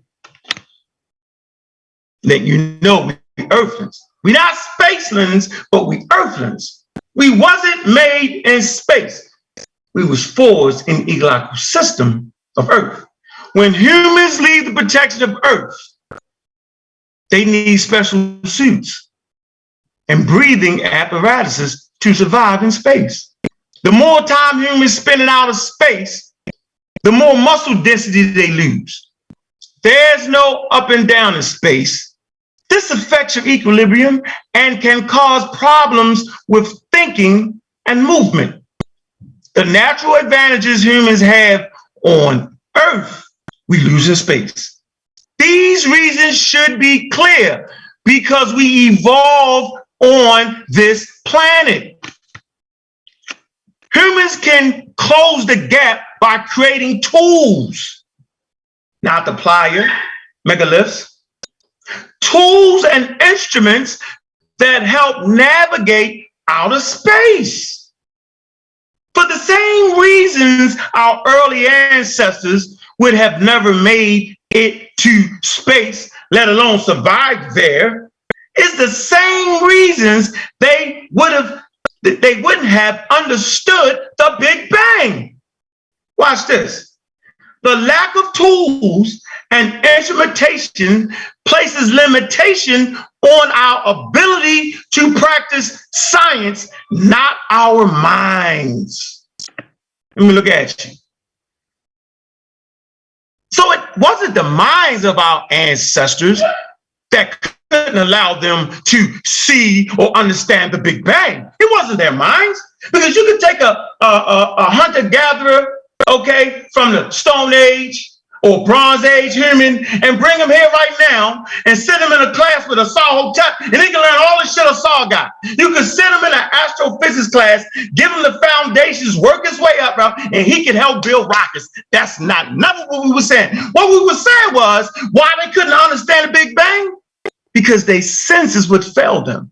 Because there's certain tools that they need. They need math is a tool. Asar knows that. Telescopes are a tool. Asar knows that. Megaliths are tools. Asar knows that. I like the way you put that together, though, Asar. I think we learned a lot. But what we should be focusing on, okay, is that high-level science. And with that high-level science, you can't get past that wall. What's the wall? The tools. The tools. It's the tools that wouldn't allow our ancestors to understand the Big Bang. Now, if you was to take anything away from our ancestors, their knowledge, right, of astronomy, take that away, right? Make them something that they're not. Make them know the Big Bang, then everything after that would disappear. Because now you've knocked out the steps. Take away the spear. Take away the arrowheads. And then the jets and the rockets would disappear. This world we live in is serious. It takes time and effort to get to a certain place. It's the foundation built upon, and a culmination of what they did in Africa, and a culmination of what they did in Europe. It's a culmination of things that puts us in a position to even be able to build tools that would allow us to understand the Big Bang. There's three things you need to understand the Big Bang, and I'm gonna turn it over to Asar. I ain't gonna turn it over to Asar because you went 40 minutes. You ain't getting that mic back yet. You gotta be patient. Let me name the three things you're gonna need here. You're gonna need a cosmic microwave background, the cosmic CMB. You're gonna need that. You're gonna need the Hubble law. You're gonna need that. You're going to need nuclear synthesis. You're going to have to understand nuclear synthesis. You're going to have to understand the cosmic background radiation, and you're going to have to understand the Hubble law. If you don't understand that, you're not going to understand the Big Bang. But that's okay. You're going to need that Lumumba bone in South Africa that goes back 30,000 years before you can get to the complex math that we find later on. Where you at, Concrete Corey? What say you about Imhotep presentation? Yeah. I don't think he demonstrated that there was no way that the ancients knew about the Big Bang. I just like you said in your little presentation, I think it's actually taken away from the order of the way things went, and is taken away from showing people how we built upon that ancient knowledge, those early astronomers, those early astronomers who used the celestial bodies that they could see with the naked eye to determine, certain things, like when to plant the crops, or when to harvest the crops, or whatever, when the winter solstice was coming, or whatever, what have you, you know what I mean? And so learning that, being able to identify that pattern and then using that in their real everyday life is amazing. You know what I'm saying? It's a accomplishment that many couldn't complete today. Like, I don't think I could probably come up with that today. You know what I'm saying? Without some of the tools that I use that we have at our luxury today. So, it's just little small things like, the red shift, like that's how we understand that the galaxy, that the universe is expanding. But in order to see, the red shift, something has to be, you have to be looking at something that's approaching a fraction of the speed of light. And you're not going to be able to see that with the naked eye. So that's how we understand the expansion, you know what I'm saying, through the Doppler effect. Well, and we got tools that help us out, help us see that, you know what I'm saying? Because we don't see the infrared either. We can't see infrared with our naked eyes or whatever. So,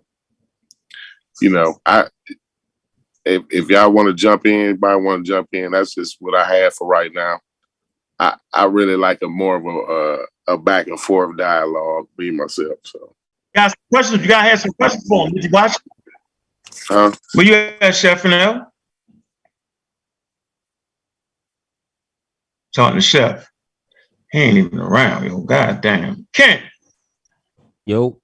got some questions about the presentation? Okay, so Asar, are you saying that the Bantu people were aware or coming upon the knowledge of or the discovery of the Big Bang, or that's where the universe was created from? Well, the first thing we have to do is correct the conversation. And this is something that Brother Sean and Brother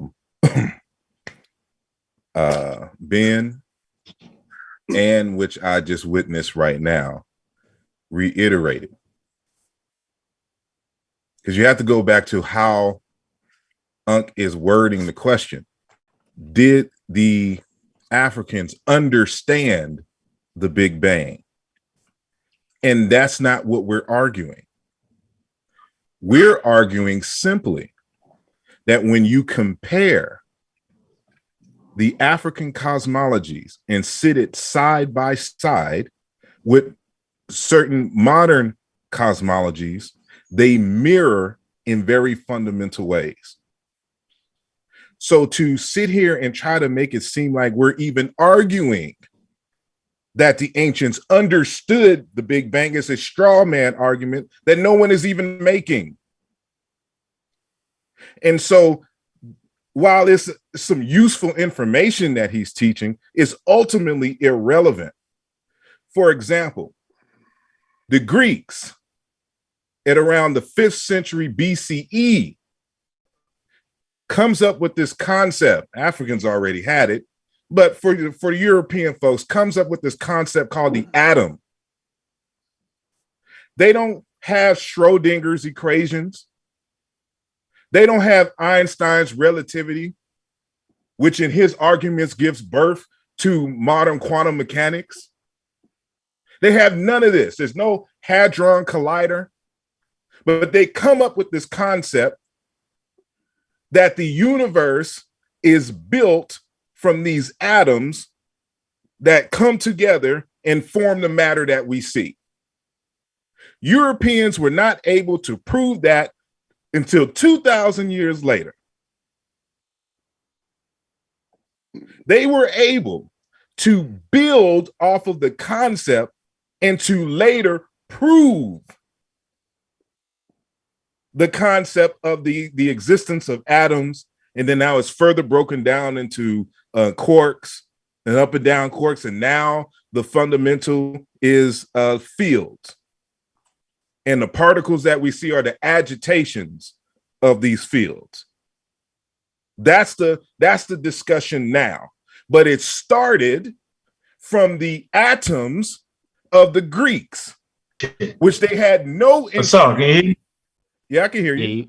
You know, I had a second part of that. I was going to say, so because Sean and them said, or Mossy Warriors made the claim that they got some of it right. And what we're trying to figure out is what part did they get right? First of all, they got the fields aspect right.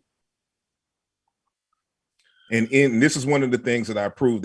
They proved that there was an emptiness and void. Hold on, Corey. They showed that there was an emptiness and void that was not all the way empty, which is now reemerging in modern quantum mechanics. In terms of they would say a fire force, when they talk about inflationary theory, you know, it's an intense heat that cooks and gives birth to the initial particles, which give birth to, you know, all the other chemicals which make the universe, and they start spinning and colliding with each other. These are concepts that emerge in Africa. Even the concept of the atom itself. The point being here is that before you can get to any scientific experiments, you have to conceive of the concept first.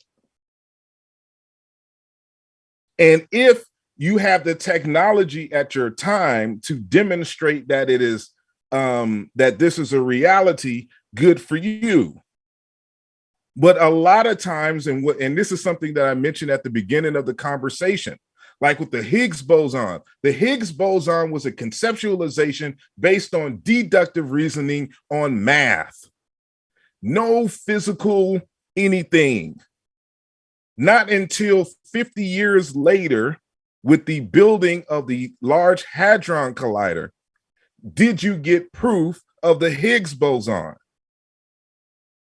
Not until 2,000 years later, when the Greeks conceptualized of the atom, do we get our first proofs that the atoms exist. And as I stated in the conversation, if Africa had not been invaded, we would have been along this path. Why? Because the teachings are not myths. They're philosophical deductions based upon some observations in nature. And this is what stunts your growth. You can't think about deep scientific things if you're trying to survive and escape slavery and colonialism and getting your arms chopped off and raped and your heads cut off and working in mines and dying in swamps. This is what happened to Africa. And so we were the first to conceptualize what is now in modern times called quantum mechanics. But they did not have the technology, just like the Greeks didn't have the technology to demonstrate that atoms exist. But it's from that foundation. The Europeans kept on trucking along and building off of the philosophical concept from the Greeks. And then experiment has shown that this is a reality. So in the same way that if we ask this same question about the Greeks, what did the Greeks get right about the atoms in terms of modern cosmology?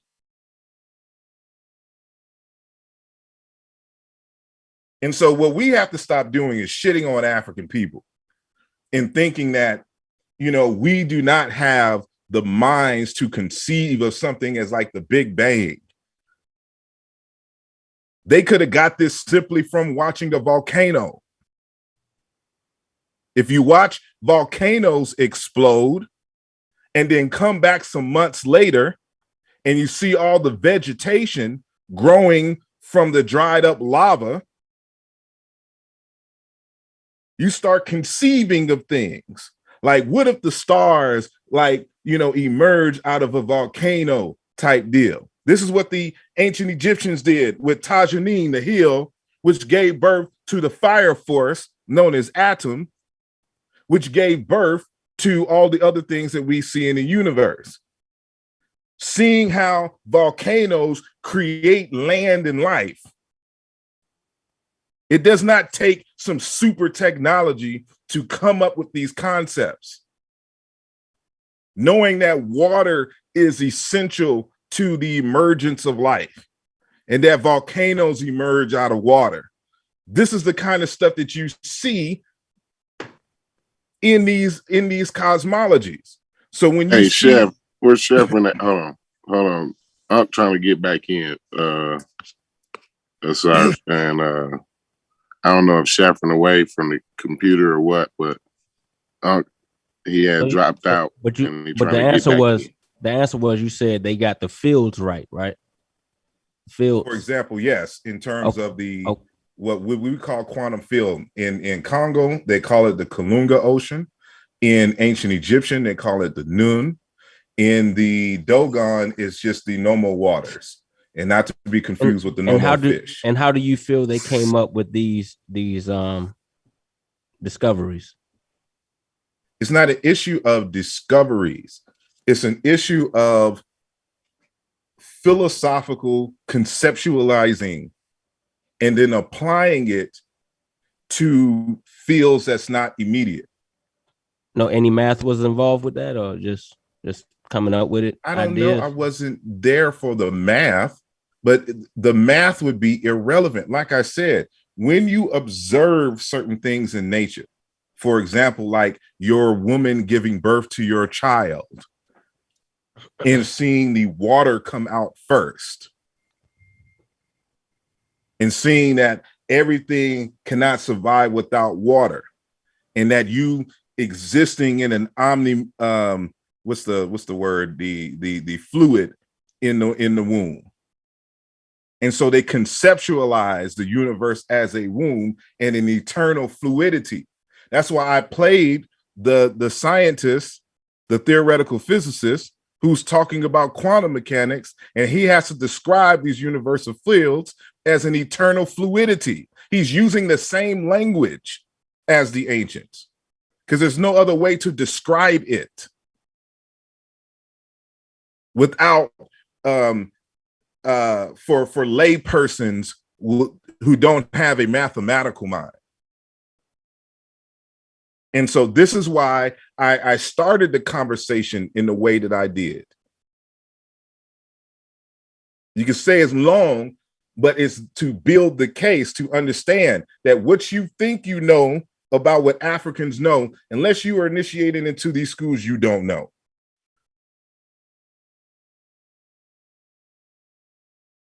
But some initiated Africans have told us what they were initiated into.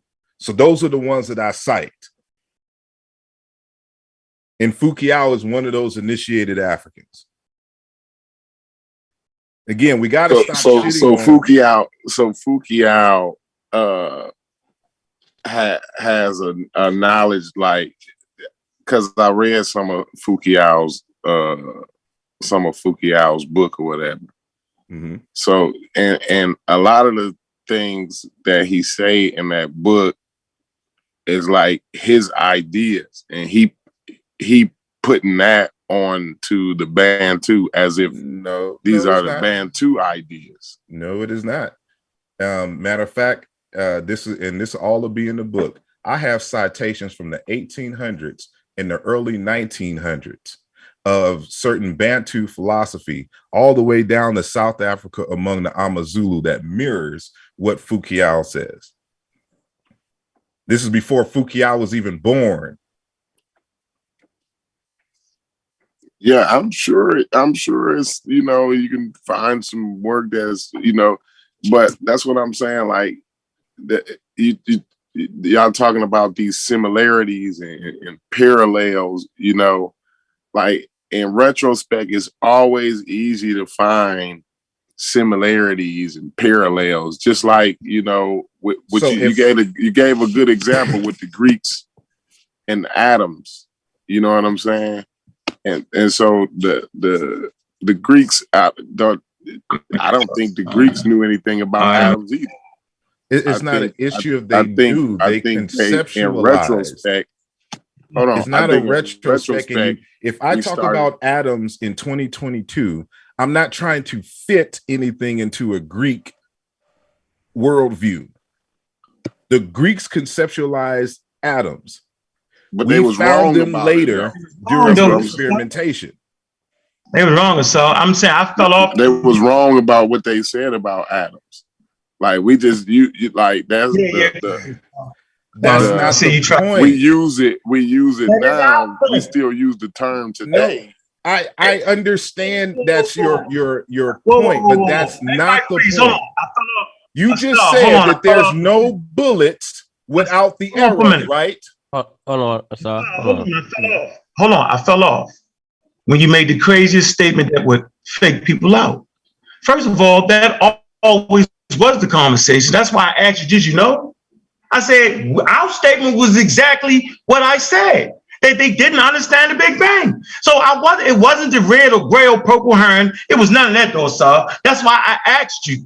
And y'all doubled down and now y'all sliding back out the back door. There's no That's the point. Like, I wouldn't back door. You seem to. Hold on, Asar. Wait, Asar. Yeah. I asked a question, bro.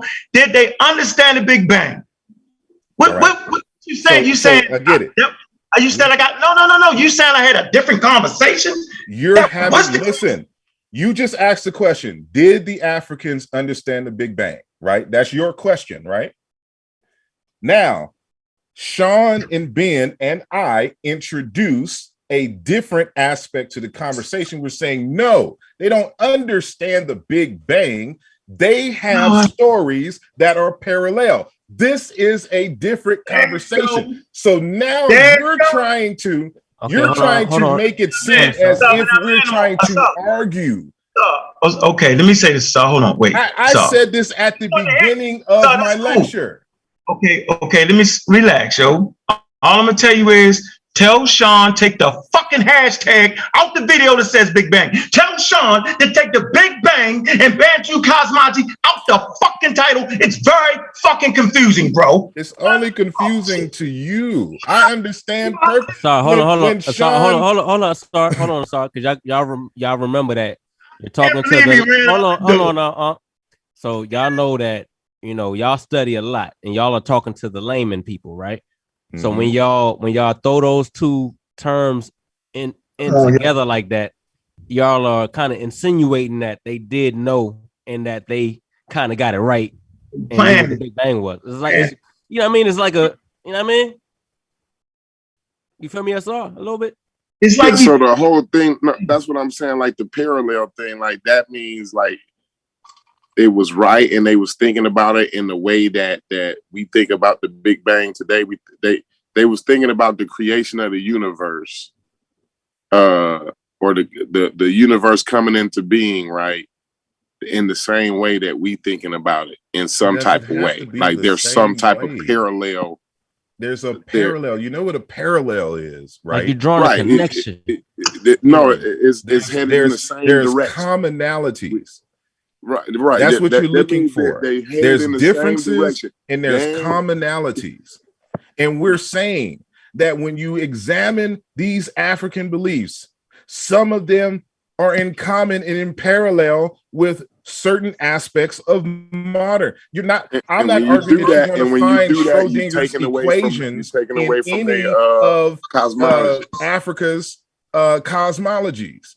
There's just certain details that's not going to be there. Why not? But to argue that they didn't conceive of an infinite fluid field and a fire force giving birth to all the physical matter that we have today is asinine. Is Edgar Allan Polish? Hold on, Corey. It's absolutely Edgar Allan Polish because Edgar Allan Polish did the same thing when he wrote his poem. He talked about this, eerily similar to this, but nobody takes it as it was. Come on, bro. Like, that's what we trying to say. Like, it's a hell of a game y'all played right there, dog. And I gotta say it. Just like you did with the term atom. Listen, you did the same thing with the term atom, bro. Like, anybody that really studies it's not about the term atom. They conceptualize that the universe is everybody did that. But that's not the only thing. Super smallest. It's the word atom is broken up into two morphemes, a not and tim meaning to cut. Meaning you not to cut. You can't cut further than an atom. And they're saying that these small particles are what is built, that all matter is built from this. This is the conceptualization from the Greeks. This wasn't proven until 2,000 years later. Let's when you throw it out, it was thinking like that. The Greeks didn't think that. You about that. We still use the term man. Come on, man. Atom that they was using, right? But they didn't think about atoms the way we think about them or nothing like that. Come on, Asar. You going far with that, bro. We just they just still use the term. No, they just use the term. Atomism, from the Greek atom, atomon. Therefore, the uncuttable, the indivisible is a natural philosophy proposing that the physical universe is composed of fundamental, indivisible components known as atoms. References to the concept of atomism and its atoms appeared in both ancient Greek and ancient Indian philosophical traditions. The ancient Greek atomists theorized that nature consists of two fundamental principles, atom and void. Clusters of different shapes, arrangements, and positions give rise to the various macroscopic substances in the world. And there's the two sources. But that was just wrong though, right there. No, it's wrong only in the it's sense indivisible. That the fundamental, and I played indivisible. Right? I can play the theoretical physicists again. What is at the highest level of astrophysics is the field. That's what I played. Right. That's fine. Yeah. That's so they're not wrong in the sense of the atoms existing. What they wrong on how they're talking about it. We still using the term. Hold on, Asar. Let them respond to that real quick. Go ahead, Corey. It was a Greek term. The word atom is Greek. That's all that is. But their explanation of an atom was wrong. Did you just read? Of an atom was wrong. You just read. So there's no such thing as, I put it like this. There's no such thing as an atom today. Yes, there is, but not. Okay, what are atoms made of? Particles, protons.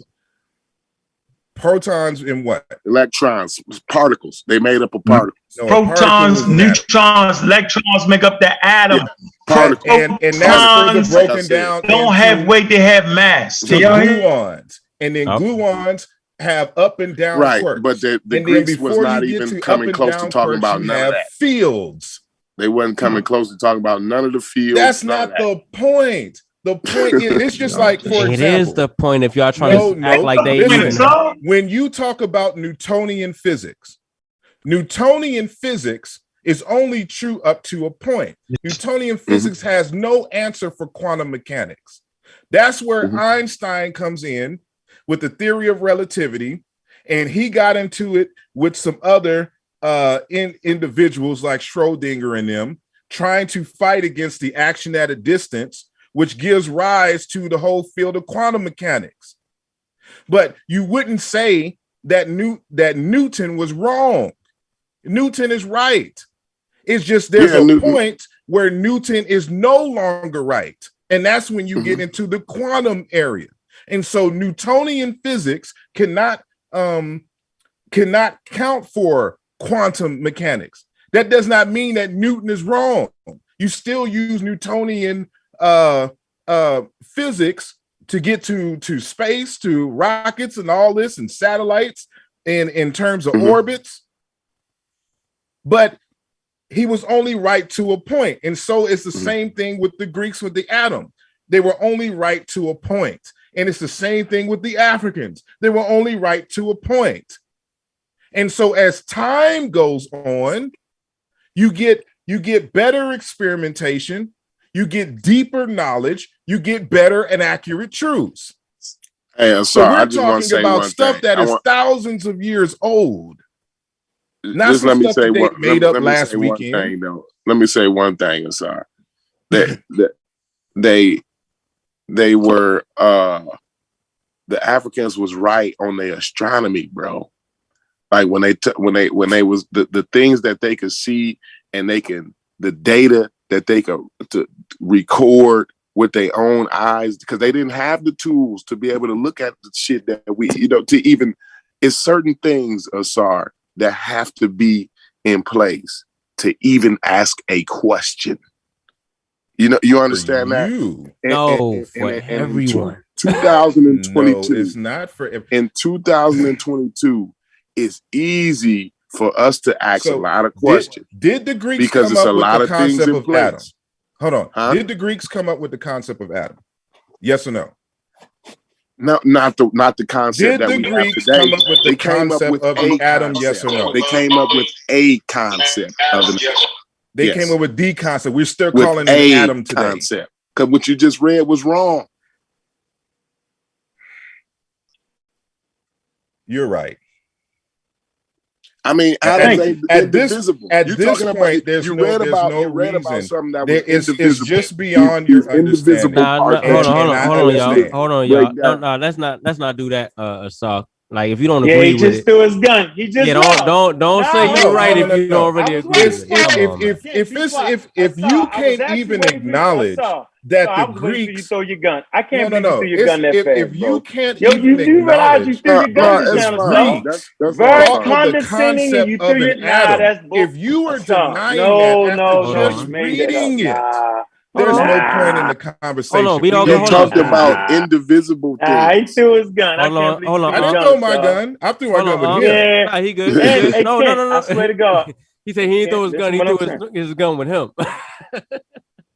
No, it's all good. We having a very good conversation. We're going to be getting into circular arguments. No, we're not into circular arguments. No, if you don't do circular arguments, you're the master of you circular believe, right now, bro. For example, that the Greeks did not conceptualize. That's not what we're saying, though.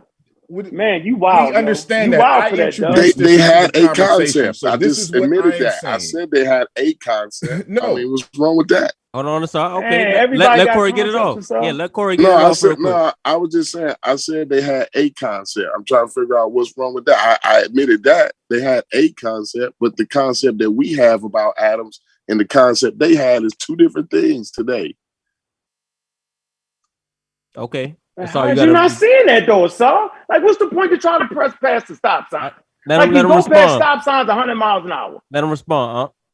No, we can all respond, Kent. Why don't you respond to it? Then we respond to it to get back to him. Nah, I the mean, conversation about letting the people get it. They was all talking at the same time. We acting like the niggas seen a fucking Adam and knew what it was and know how to react it. Because the show was about, did the Africans understand the damn Big Bang? Asar's assertion is that they had a concept of a book. Man, I can take you around the world, bro, and find people doing the same thing. Edgar Allan Poe did the same damn thing. That's nothing special, Asar. I'm saying what they did was special. You say the hell with the shit they did that was special. Because that making up shit with the God at and all, then you want to change, then you got to change the word God. Now, God don't mean God no more. That, okay, the Africans had the universe was God. Okay, they were slap ass round, Asar. Like, come on, bro. I can't believe you trying to push that. So, and your assumption, because they said you're right, brother. That meant that thank you. You're right. He done threw his gun on you now. He done threw his gun. You're right, and I'm wrong. Appreciate that. Appreciate that. No, because like I'm saying, sorry, I'm trying to walk. Corey, you're right and I'm wrong. No, I'm trying to walk with you though. The Greek you just read, they talked about the atoms being indivisible and how these was the smallest parts, right? They were made up of nothing else. This was it. This, you know what I mean? That was just wrong of them to say that. Like, that was just plain wrong. Like, and we don't look at atoms. You know, E equals MC squared tells you that we don't look at atoms as indivisible. You know what I'm saying? Like, we understand what pure. We understand how to get pure energy out of a small amount of material. Right, out of a small amount of energy out of a small amount of material, because energy is a measurement, is a property of matter. Right. And so I get that. So this is how we got the hydrogen bomb. That's You're what I'm right, saying. Concrete Corey, and this is how we get the atom bombs and these hydrogen bombs and shit like that, right? Because atoms are.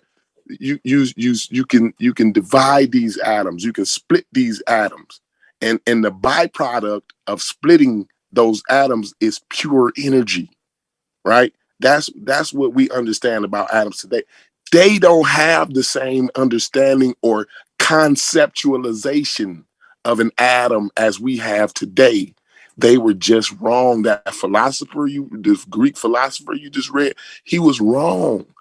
Period. And going back to the Bantu, they were right on a cosmology. Why can't we honor that? How come that can't be honorable? Why do we have to water they shit down? We're acting like they was trying to talk about the Big Bang when they had no way to even ask the question. Like I just said a few seconds ago, Asar, there's certain things that have to be in place to even ask a question. You see what I'm saying? And so I wouldn't take away from what everybody was what modern science has built on.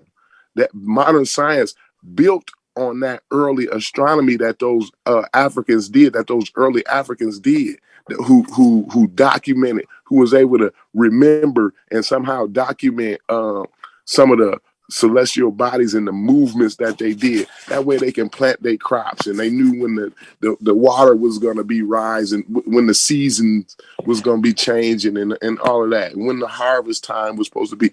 All of that is genius. So I would never take away from the genius to try to water it down with modern day science. It takes away from their brilliance. You know what I'm saying? Because they wasn't even trying to think about a Big Bang. You know what I mean? And then go ahead. You're right, brother. Concrete Corey, and I'm wrong. I agree with you. I am team pseudo killers, and I expect my T-shirt in a large and sent to me express shipping. Well, they shrink up when they wash. So I'm gonna make sure I'm gonna send you. Make sure I send that to large. you. But make sure I send that to you. Well, let's read this real quick, okay? I can't even pronounce the Greek's name. How you pronounce his name, Asar? Leosepius. What are you reading? I'm reading the shit you ain't want to read. The history of the Atavism, Antiquity Greek Atheism. Shit you should have read. Yeah, Leucippus. Read that. He says, in the 5th century BCE, Leucippus and his pupil, Democritus, proposed that all matter was composed of small indivisible particles called atoms. Nothing whatsoever is known about Leucippus, except that he was the teacher of Democritus. Democritus, by contrast, was a prolific writer who wrote over 80 known treatises, none of which have survived to the present day complete. However, a massive number of fragments and quotations of his writings have survived.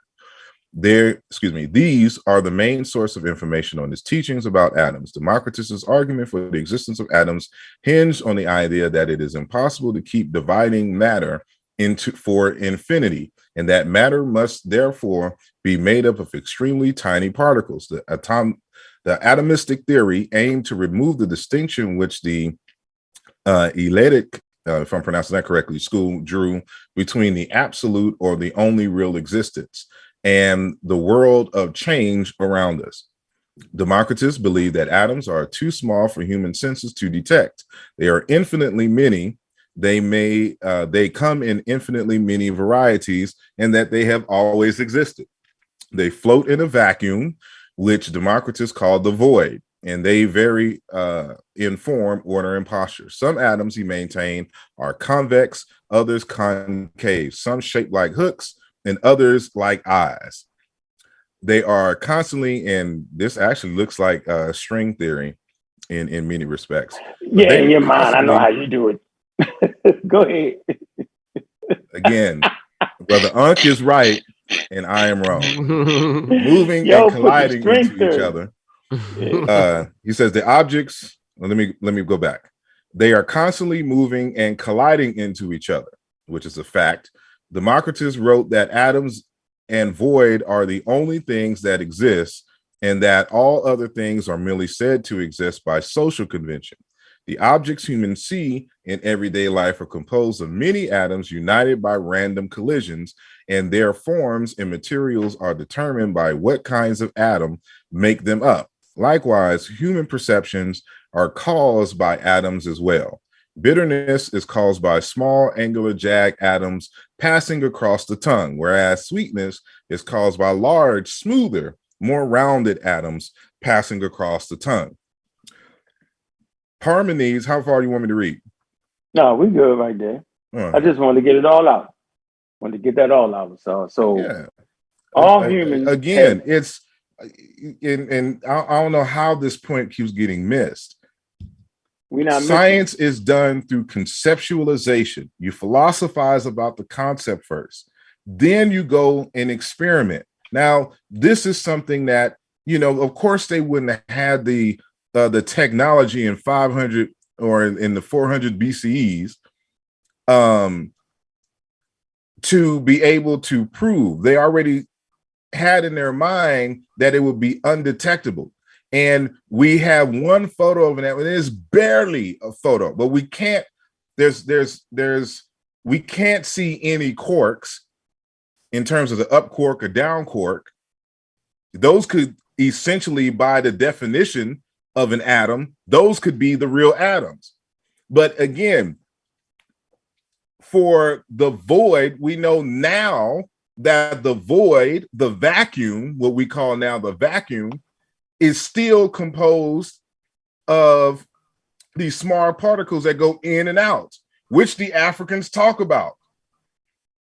And it just amazes me. So no, it's right. You know, Ankh is right. Pseudo killers got it. I'm going to the school of pseudo killers. Can I ask you a quick question? Months ask you a quick question, in the mail. Can I ask you a question, sir? Go ahead. What tool did the band team use? Now we've seen in the middle now and not apply it and use the tool to make those observations. We also can go to different places in West Africa. You got to mute one of your joints. It is. Echo. Okay. Yeah, we can also go to like parts in West Africa and find that they had these observatories. This tool is essential to being able to actually mark the winter solstice and the summer solstice, and looking at certain planetary arrangements move around, because you're not going to just sit there and stare at that shit. Tell your son, yo, look right here. It's not going to happen. If somebody just happened to die from a virus, then you messed it all up and got to start over again. So these tools are essential, and to be able to look at these celestial bodies go through these tools is essential. So what tools was the band team using? Well, just curious to do that. Did they use the megaliths? They used them too? They had those too? Just curious. But I'm trying to find a quote real quick. Now I asked a question. That's all. Come on, I understand, and I'm gonna answer your question. I'm trying to find a quote real quick. So, because this, you just read it from how the Greeks conceptualized. It was from logical deduction, and the African ancestors, in the same way. So let me share. Oops. So no. So the answer is no. They didn't have that. That's all. Just answer the question, move forward, and just tell me how they did it. I asked did they have the megaliths. That's what I asked you. Hold on 1 second. You made me lose my. I didn't. You just answered the question. Say no, and they just thought in their head like the Greeks did. So we know. See, Einstein understands something, you know, that a lot of us fail to realize when it comes to science. Asar, why you do that? Asar, you do got to answer that question. I am answering the question. Let me answer the question. No, you're not. Look, answer the question. Brother, then give an how can you say I'm not answering the question? Because you're bringing up Einstein. I asked you a question. Brother, let me answer the question the way I want to answer the question. No, answer the question, then give an explanation behind it. You can do all that for 20 minutes. Just say, brother, no, I'm not doing on. Why do you always do? I interrupt you. It could be a yes. It could be a yes or no, and then go into the. I'm gonna answer the question the way I want to answer the goddamn. It's not a yes or no on it. So now, Einstein is quoted as saying, "Imagination is more important than knowledge, for knowledge is limited to all we know now, or we now know and understand, while imagination embraces the entire world, and all there ever will be to know and understand." Those of us who are scientists understand the importance of this quote, because you have to be creative and imaginative to come up with the concepts that are to later be experimented and proven. That's why the philosophy comes first. It's not always just, I see something in nature. I'm conceptualizing using my imagination. And then if we have the means to experiment, to demonstrate that this is true or not, then that can happen. But, you know, I'm a computer scientist, so, you know, I'm not an astrophysicist, even though I deal with physics and electromagnetism and all that kind of stuff in my field. But that's just another, you know, conversation in of itself. You have to be able to conceive and logically deduce. And then you come up with the experiments to see if it is true or not. It is because of Einstein's imagination, understanding time, doing the thought experiments, like with the rockets and the trains moving, and then the dilation. All of this was from thought. I mean, really though. So your answer would be like, so yes. he wasn't using math to do. He wasn't using mathematical equations No, with his imagination he and having the ability his to imagination. No, but do you y'all gotta even have know the the math. story of Einstein? Yeah, I do. Wait a minute, hold on. Asar, hold on for a minute, bro. I'm gonna recommend the book. You're talking for to you. Duff right now. Listen, no, hold on. I'm gonna right recommend now. the book hold on, for you. Hey, Asar, you talking to Duff right now. Because it So goes through all of this. So you're not just gonna answer the question, for you. though. You're just not gonna answer the question, Asar. You're not gonna answer the question. You promised you would. Right? Hold on, Kent. You promised you would, and you tried to make us forget it. Now you offered you recommended the goddamn book without answering the damn question. I So if your answered your answer question. is imagination, If just say you didn't understand my answer. Is it a Just yes say or that. Don't say I didn't answer the question. No, that's flim flammery. That's flim flammery. It's a simple yes or no. No, it's not a simple yes or no. Otherwise, I would have answered it in a simple yes or no. Well, let me deal with something. Let me deal with something that's a little bit more. Since you got the ultimate tool, they imagined that shit, and that's what it is. If that's the fucking case, the Hebrews imagined shit, the ancient Chinese imagined shit, and everybody got imagination to solve. But that's not what we're saying. You're right. And you Unc, clearly understand this, bro. No, you clearly know what we're saying, but you're playing this crazy game right now, yo. Let me put this up on the screen because you're playing, and I know you're playing. You played everybody with imagination. We understand how imaginations can take you, but your imagination can only take you so far. If you don't have the means to bring your imaginative skills into being, then what, Asar? Then you stuck. That's the point we're making. So Einstein, that is not if he the did point not have we're making. That's the point that I'm making. Let me finish, bro. If he didn't have the mathematics to support his imagination, then he wouldn't have been able to bring the ideas into fruition. He didn't bring the idea to fruition. He came up with the concept. Formula. The idea was not proven until decades after his death. Man. Yo, did he have mathematics? Do you understand the difference? No, I don't understand what you're saying, physics and science. Oh my God, man! It uses mathematics. It's what logic. What the hell is wrong with you? Do you understand what math is? Does it use mathematics? Do you know what math is? Are you serious right now, sir? I'm asking you a question. Are you? No, I don't. No, I don't. I believe you don't. No idea what you I know you don't. Let's read right now, yo. This is what math is. No, I saw you gonna skip around the question though. That's what I'm not skipping. You gonna tell us what math is? Hold on. I answered your question. You gonna tell us what? You gonna tell us what math is, but you can't give us a yes or a no. Hold on, Kent. So his answer is no. They didn't have megaliths, and they just used their fucking imagination. I don't believe Brother why would you ask me the same question I already answered earlier? You didn't answer the question. Brother, I told you and I explained in very simple, plain English that you conceive of the stuff first. And if you have the tools to experiment in your time, you do it. Otherwise, some things cannot be proven until later. There's no way. So that you will not convince the question. Okay, Asar. I've been answered your question. I've answered that question 4 or 5 times in this conversation already. So I have to question: are you listening and comprehending what I'm saying?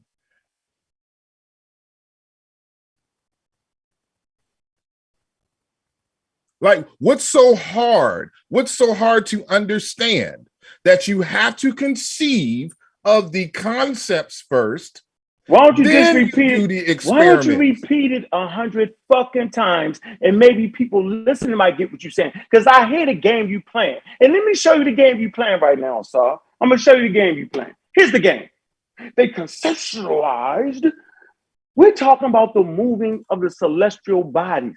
We're talking about accurately depicting when the winter solstice is, bro. So your imagination can only take you too far in that. You need a tool to precisely measure these things, or your ass will die because you won't plant the crops in time before the water floods, bro. You playing the game. Your imagination does not put you there, Asar. Your imagination helps you out to a certain degree, and you know it, but you keep playing that game, bro. That's funny. You're a funny guy, yo. You funny for that. You're a funny guy, dog.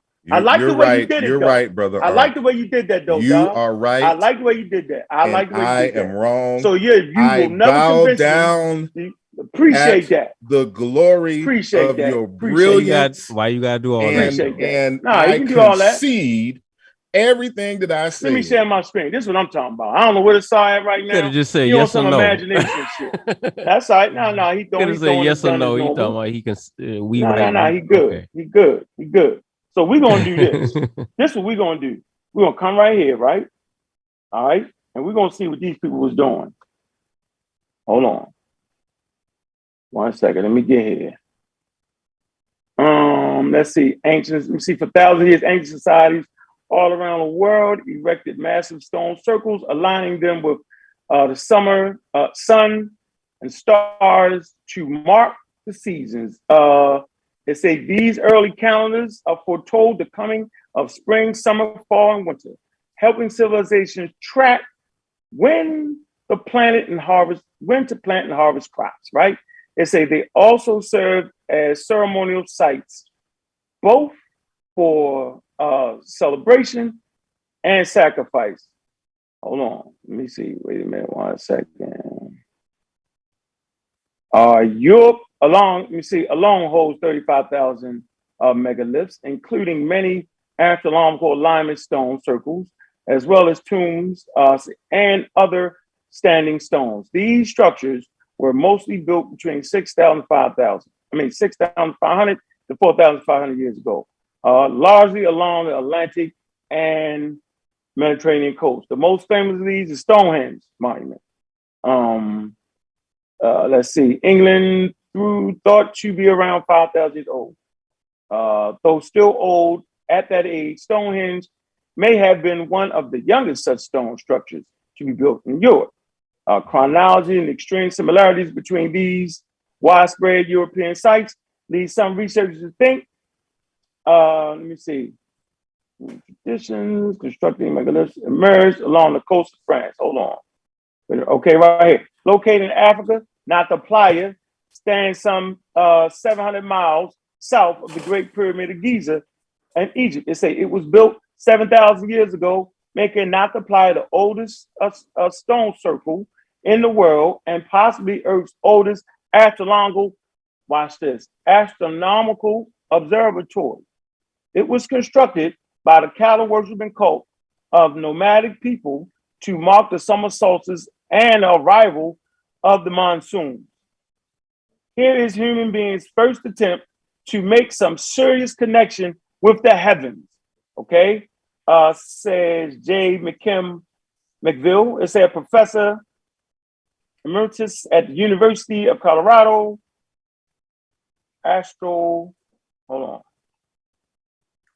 Archaeological astronomy expert. All right, hold on, let me see.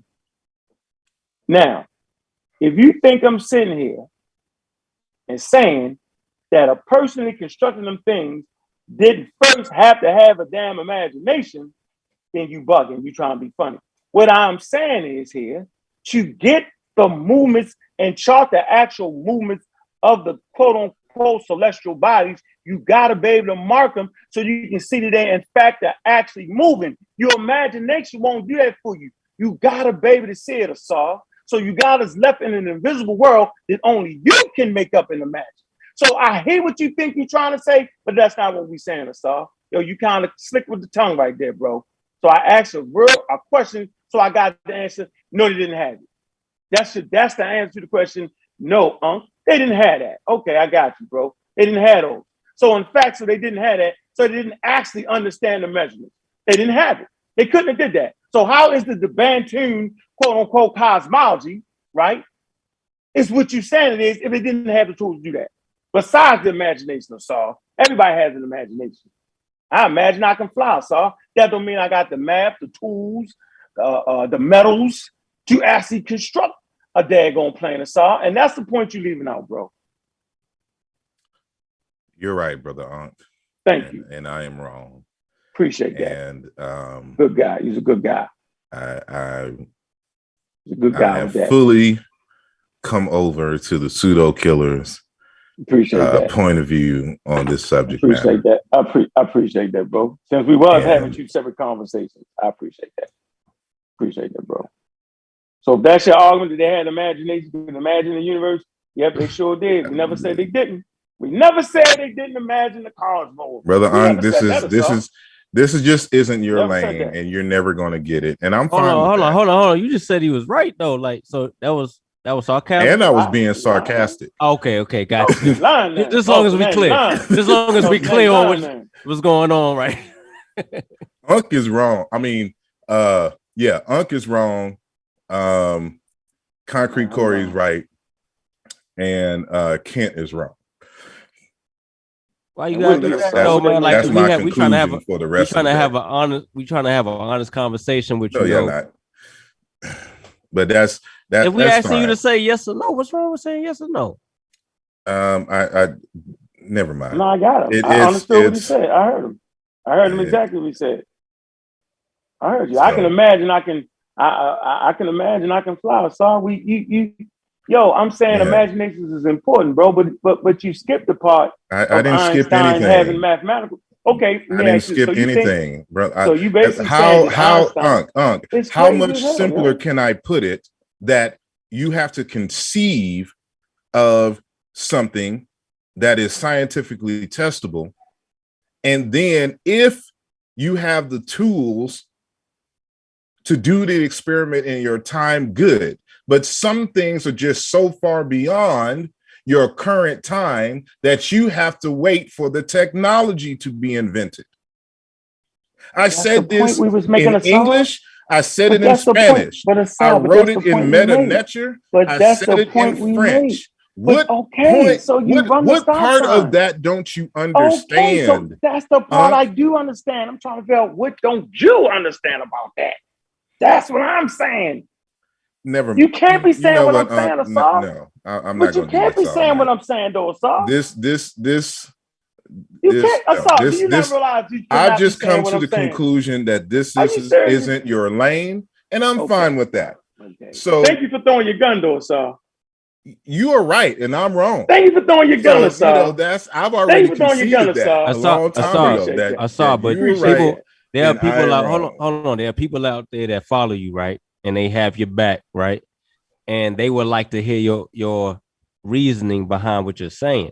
So you can't just say like y'all are right and I'm wrong. Bro, I wrote a whole book on that. We ain't talking, but we on the line. This is an educational. This is an educational platform right now. So I mean, if you have something that you could teach them in a way that they can understand it, why not just say like, yeah? I actually don't like the point. The people that understand, I actually don't like the understand. That y'all the people that don't, that's the part don't. I don't like, though, yo. And I'm fine with that. Asar, do you not realize y'all switched up though? I just want you to know for the record, it was. That's what we was talking about, and then you made it seem like that's not what it was. We made it very clear, brother Ankh. We made that very. This just isn't your lane. It's fine. Asar, so it's fine, Ankh. So it's you can't be an expert at everything. I know, but a jack of all trades is a master in none. Okay, and this just isn't your area. And we're good.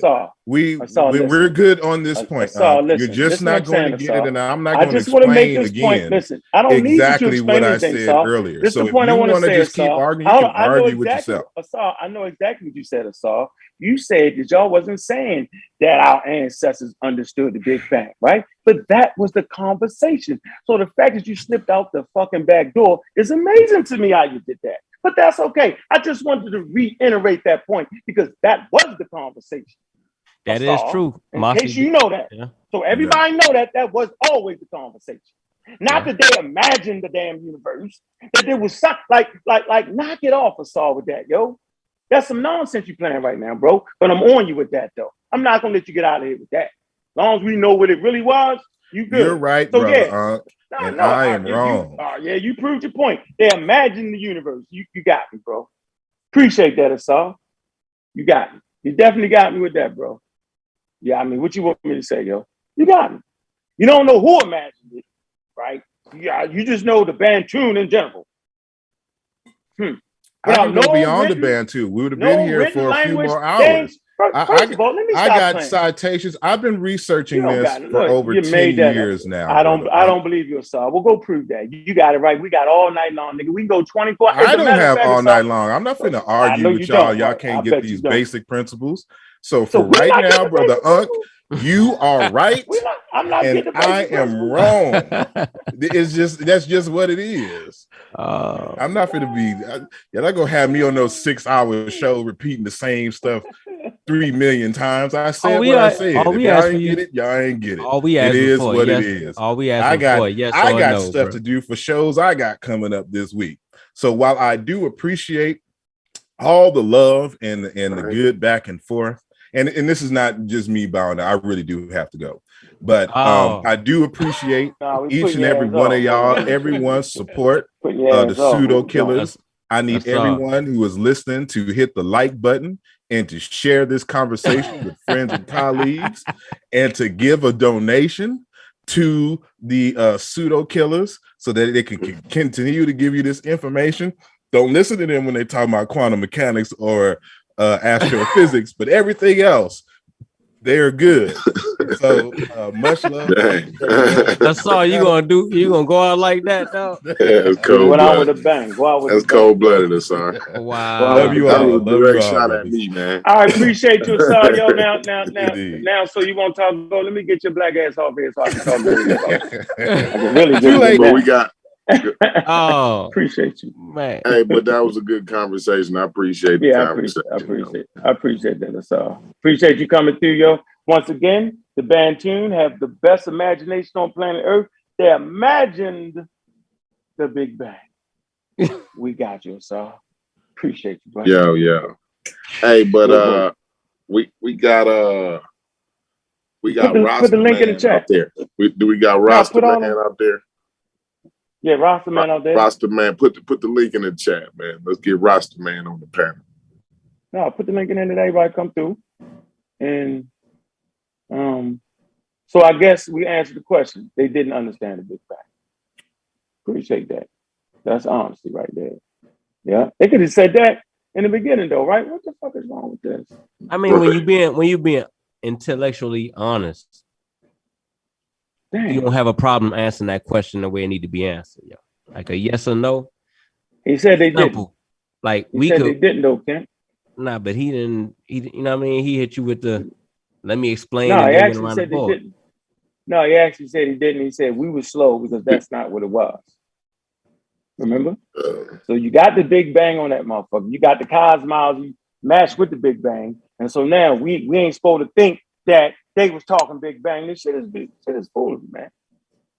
So Yeah, so it's maybe he disagrees with the Mossy then, because the Mossy say they got it right.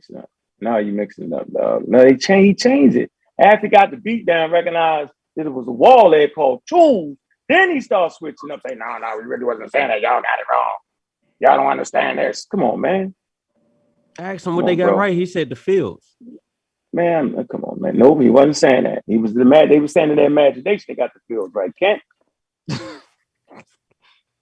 Shit crazy. What you mean? It was their imagination. Yeah. I mean, that's what he said. You got to imagine the shit first. So they imagined it first, yo. They never got to the point where they could build megaliths, yo. But they had that shit in their imagination. Man, and I ain't never seen. Oh, you still got your screen share on, don't you? I don't know, man. I'm trying to get out this motherfucker. Yo. This you got his own. Yeah, you good. Damn. Yeah, my computer not working. Okay, who's that right there? Adrian. You put the thing in the chat, though. Adrian and Rasta Man in the building. Adrian? What's up, Google Scholar? What's up, y'all? Peace. How y'all doing? Peace. Hey, Google Scholar, you won a prize today, bro. Yeah, that's good. I like prizes. What did I win? So you won because, well, I'll tell you what you won after I tell you why you won. Okay.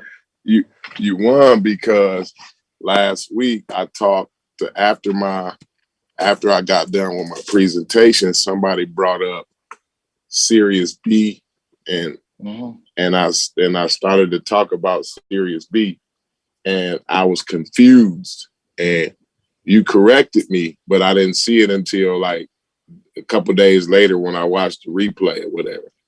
And I was referring to the every time somebody talk about Sirius B and Sirius A, I always think about Orion's belt, and it always puts me in the mindset of that nebula just below Orion's belt. And so I was talking about Sirius B and I was referring to it as a nebula, and that was wrong. I was mixed up on that. I was dead wrong. The nebula is just below the belt, and Sirius A and Sirius B are what we call a binary star system, right? Now, Rasta, you can I can allow you to elaborate to the audience with a binary star system if you want to, or we can pull that up and then we can talk about what a binary star system is. Yeah, a binary star system is a star system that contains two stars that are orbiting each other. So that basically, when two stars orbit one another, usually the center of mass would be outside of both stars because of the mass of a star. It wouldn't be like the Earth and the Moon. The Moon orbits the Earth, right?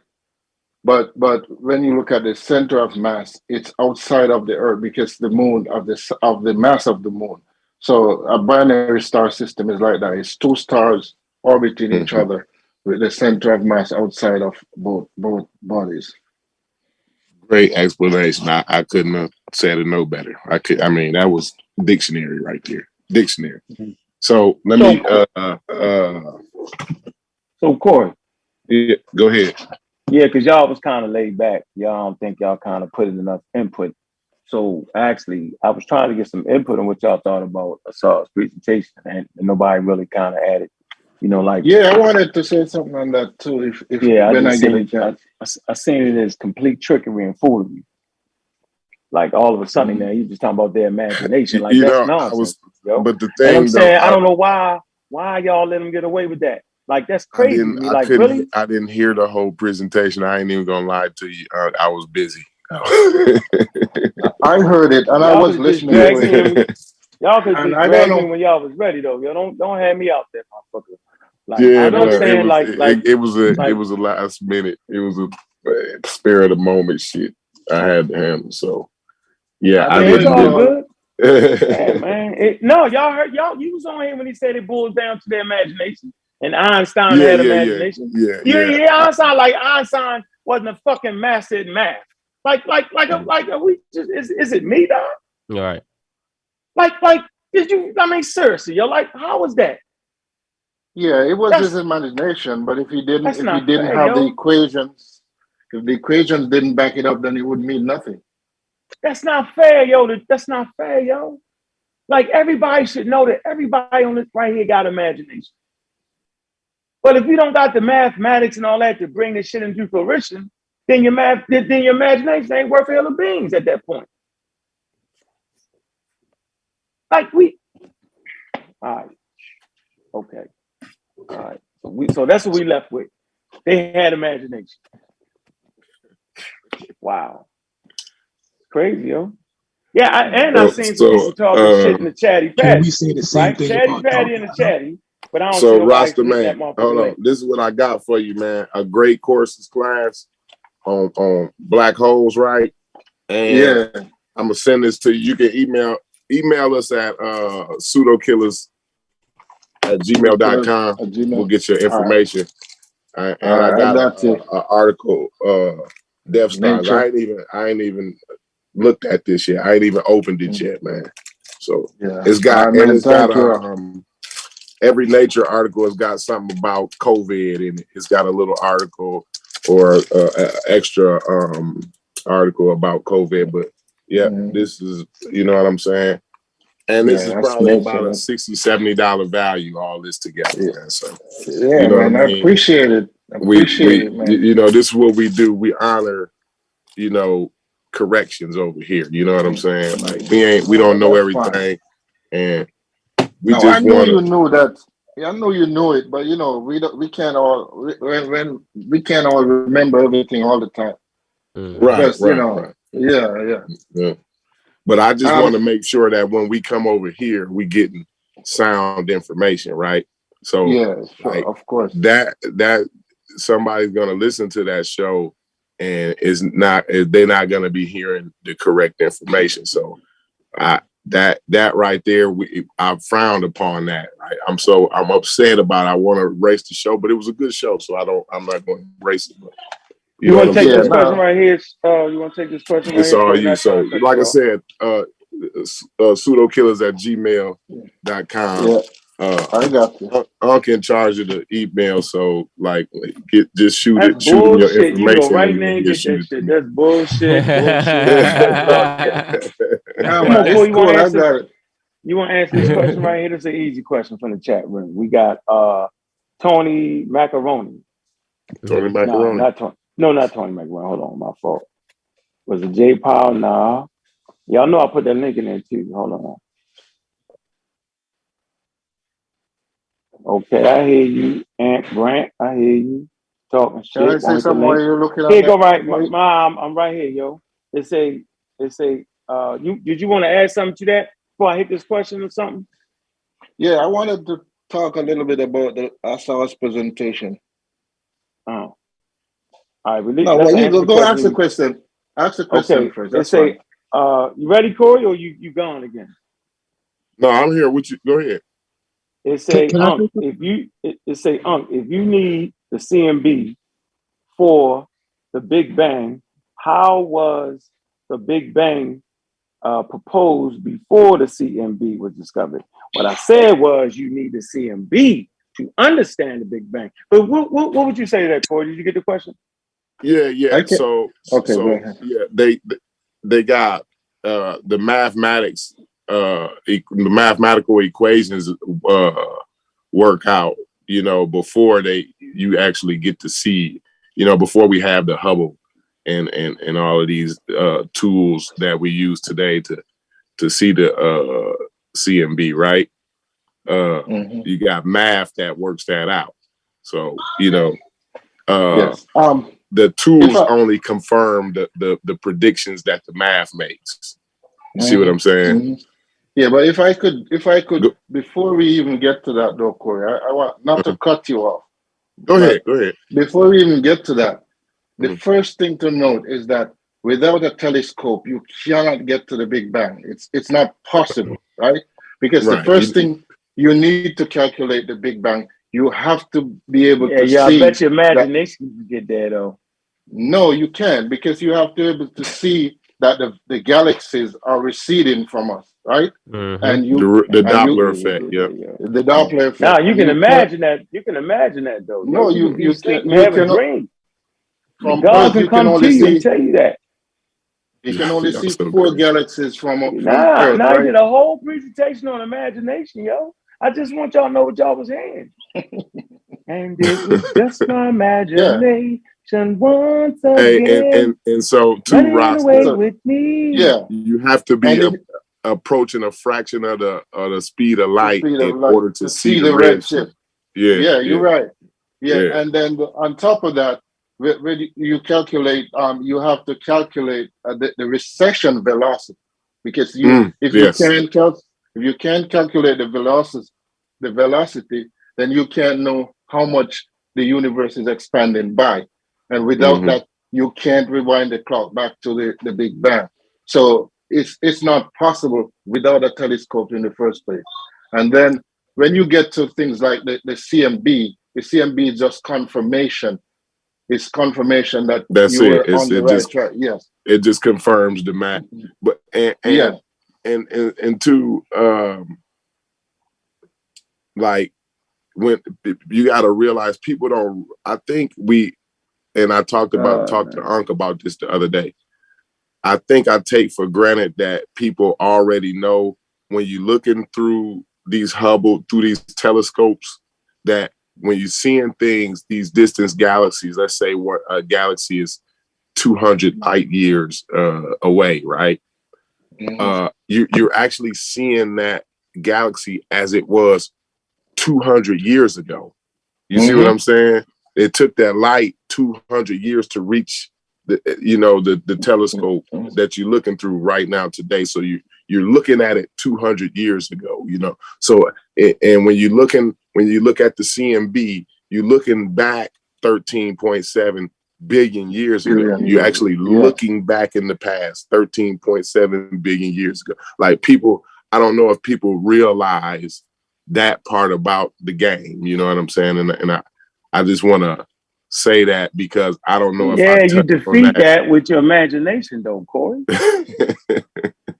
Like it's not fair, yo. Like, come on, yo. There's no way. Then you got chatty patties in the chat talking shit. I don't appreciate that. But they don't understand the science.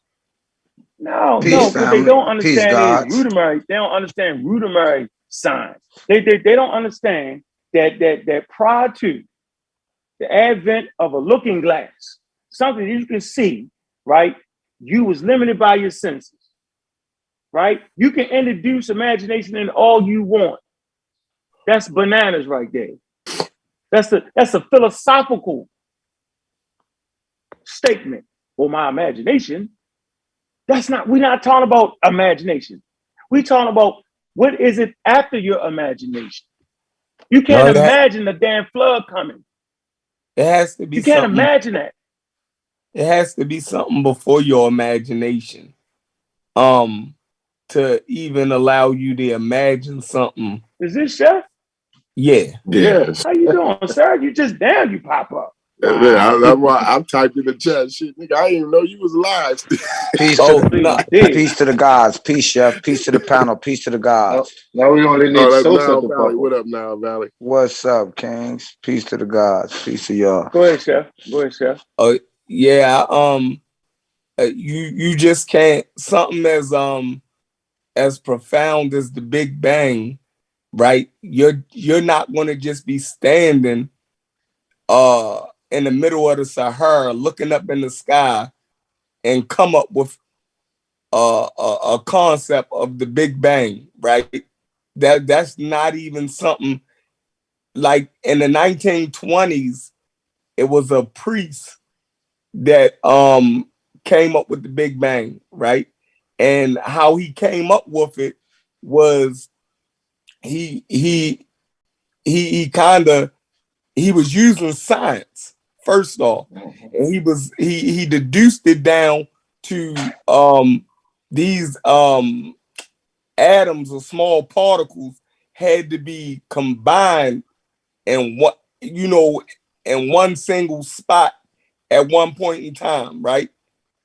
I.e. the beginning, right? That was his language at the time. It wasn't until 1929 when Edward Hubble actually, with his telescope was able to prove that, right? And then in 1965, so Edwin Hubble actually proved that everything, went back to a single point, right? With being able to see that light in such a far distance. He's saying that everything came from one single expansion, right?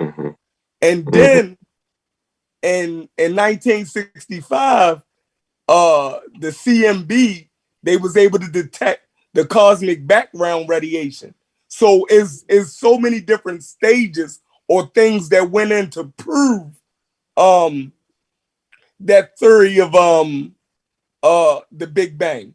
It's not just one thing. They use different data, right, to prove that that's just like it's looking for evidence. And I'm gonna be brief. It's like an investigator, right? An investigator, and say if you don't have a body, right? An investigator can still deduce that a murder happened without having the actual body, right? Because they can look at the blood, right? They can say somebody lost this amount of blood. If somebody lost this amount of blood, then we know they died. You dig what I'm saying? And then, we have the bullet right? That's lodged in the wall, right? So we know that this bullet was fired into the person because we recovered it out of the wall. So now they got blood, right? They got the actual bullet. They just don't have the actual body. But all of the other evidence that they put together, they can already, conclude that somebody was shot and somebody died. Just because they don't have the body, and that's the same way as a lot of these theories, the theory of evolution, right? All of it, like people always ask, well, where is the missing link? Or, where's all of the skeletal remains, right? You don't even need all of that because all of the surrounding evidence point to it. Just like all of the surrounding evidence points to the Big Bang. It's not just one thing. Because somebody was in the chat, they keep repeating, well, how did they know about the Big Bang before they detected the CMB? Well, you got to go back to Edwin Hubble, right? In 1929. And then you go back to the guy, Catholic priest. the Catholic priest, that his theory was, he didn't have all of the science and the technology at his time to prove what he was saying. But the later technology and sciences actually proved what he was saying. Now, we got to say, what did the African at that time have, right? That if they theorized or imagined the Big Bang, it couldn't have been what we're talking about at all, because they would have had byproducts of that. They would have had other science that bared out what they were saying. We don't have nothing but a goddamn Bible story, basically. It's the same as the Genesis story, in my opinion. But I don't want to take up too much time. Go ahead, Joe. Yeah, and I just want to add to that too. Like, we just now in 2017, we're just now observing gravitational waves and quantum fluctuations. Like the math and everybody predicted that, but we never seen a gravitational wave until 2017, and that furthermore confirms the Big Bang theory. You see what I'm saying? So all of these pieces that have already been predicted that we may or may not have observed yet. You see what I'm saying? But as soon as we observe it, it just adds to the information. More we call that cross confirmation. You know what I'm saying? And so yeah. Well, they keep talking about parallels, right? Hey, so hold on now, Valley. They keep talking about parallels. Like, do y'all know what a parallel is? You can't. Some headed in the same direction, but not crossing paths. So then, but those parallels should be made with other cosmology stories, not scientific stories. Yeah. I mean, not scientific. You know what I'm saying? Not theories. You can't take a creation story and make it parallel to a scientific theory. That's what I was about to say, Unc. I was about to tell Chef when Chef was saying, when Chef, like big brother Chef, how you feeling? It's your brother now, Valley. I should live it now. When you were saying like what he's saying about the Big Bang is just like the Bible, I was about to say, nah, it's not like that. Because just as Unc said, you dealing with tradition versus a methodology of dealing with the natural world. You get what I'm saying? Like, we know the natural world is talked about coming to existence, but its genesis can't be repeated, can't be tested, can't be falsified. It can't be according to the biblical narrative. The genesis of the cosmos can't be falsified. So according to the narrative. So it's nothing like it. And I think, what was you saying to him? Like, I basically heard you was saying to him, he's trying to put a African understanding on the Western concept of a Big Bang theory. And say that the Big Bang theory is a scientific theory. Right, and he's trying to attach it has to nothing to do African with cosmology. Is that what you're saying? I mean, we talking science now, man. We're not talking about ain't nobody trying to take the Bantu story and see if it's scientific, right? And they keep hollering about it was hot, it was hot, it was hot. Man, that's nonsense, man. Because we can do that with the biblical text. We can do that with the Quran. It's always spots in there where you say, ha ha. That's not like stop it. Like shit blew up in a world. You know what I'm saying? Fire started. So you're gonna automatically say, well, shit, I can imagine that fire started here with the fire going poof. So then the universe, come on, that's not what that is, man. But see, you gotta understand though, with a lot of these methodologies. I can't fight over you. One thing you have to understand, with a lot of methodologies that these dudes use, and even in the academic world, you have to use a body of assumptions. You get what I'm saying? And the body of assumptions that you use be predicated upon, you get what I'm saying, whatever information that you're biased or, you get what I'm saying, lean toward. Biased toward or lean toward, whatever the case may be. But you have to come up with this treasure trove of assumptions. You have to, like any academic will tell you, any archaeologist tell you, any anthropologist tell you, when they're coming up with their hypothesis, when they're coming up with their theories, you use a body of assumptions. Okay, well, I'm assuming this is this because of this case. Like when you read scientific papers, they use words like, well, based on this research, we suggest that this happened, or the probability of this happening is larger than this not happening, or based on this probably happening. Like you have key words in there that let you know, wait a minute, they're not talking about non-concrete. But if you slip that, a lot of people slip that. But I just didn't understand, getting back to the lecture at hand, I just didn't understand how he was saying that the Africans was understanding this concept of the Big Bang. And I agree with Chef. No, he said one looking up at the star. No, it's not exactly what he's saying, but I need to get a point in here. There's something I need to say, because I was listening keenly to what Asar was saying, and I wanted to ask him a couple of questions, because he brought up a concept. He read it on the screen. He called it Kalunga, and he was saying, when he was reading it, he was talking about the world, but somehow in the statement it's equated to the universe. And I wanted to ask him about that, but let me get back to the point I want to make about science.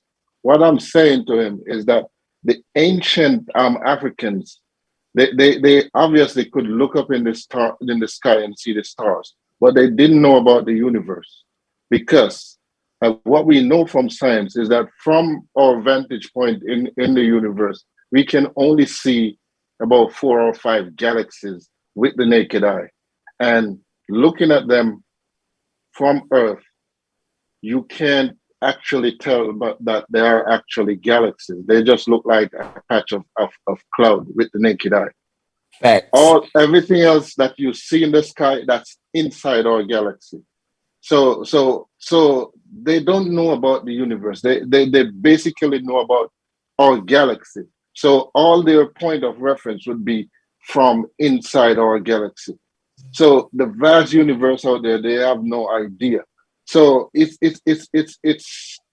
I can't understand how you would equate imagination, yo. Yeah, I agree with that brother. Yeah, that brother on point with that. Brendan, you want to say something, Brendan? One more thing before Brendan. We got a few other guests on the panel. We got a few other guests. Go ahead.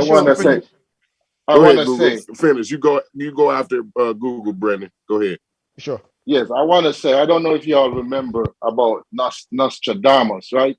When he made some vague prophecies, and then you have people living in the 20th century trying to make like his prophecies are coming true. It's kind of like that when I listen to how they're presenting this idea. Yeah, no doubt. It's definitely trying to retrofit You know, like I said, it takes away from the actual genius that they did have to you know, make society, create certain things around your society based upon the movement of the celestial bodies. You know what I'm saying, that you can see with the visible eye. You can make certain life saving or changing events. You can decisions. You can make these life changing decisions based off of these phenomenon and events that you were able to document and understand the regulatory aspect of them. So I think that's just taken away from that whole thing. But go ahead, brother Brendan, what you got to bring to us, bro? Yeah, man. I appreciate you guys for putting on, you know, in terms of, you know, this scientific conversation, you know, like peace, you know, you did a great job last week, Corey, and on in terms of like talking about the early universe and the scientific explanation of the history of the universe, right? And I think Asar did a good job as well. But I just wanted to jump on to talk about the CMB, right? In terms of, you know, I know somebody in the chat asked about, it's like, okay, well, how do you substantiate, right, the Big Bang, right? And you guys were talking about the CMB and the importance of that. And one thing, I guess, you know, it's, in terms of a mystery and how it kind of explains it, is like, you know, scientists, they can actually measure the wavelength of the CMB, right? And that measurement is in all directions, right? And it's consistent. Kelvin. Right? In Kelvin, yeah. Exactly.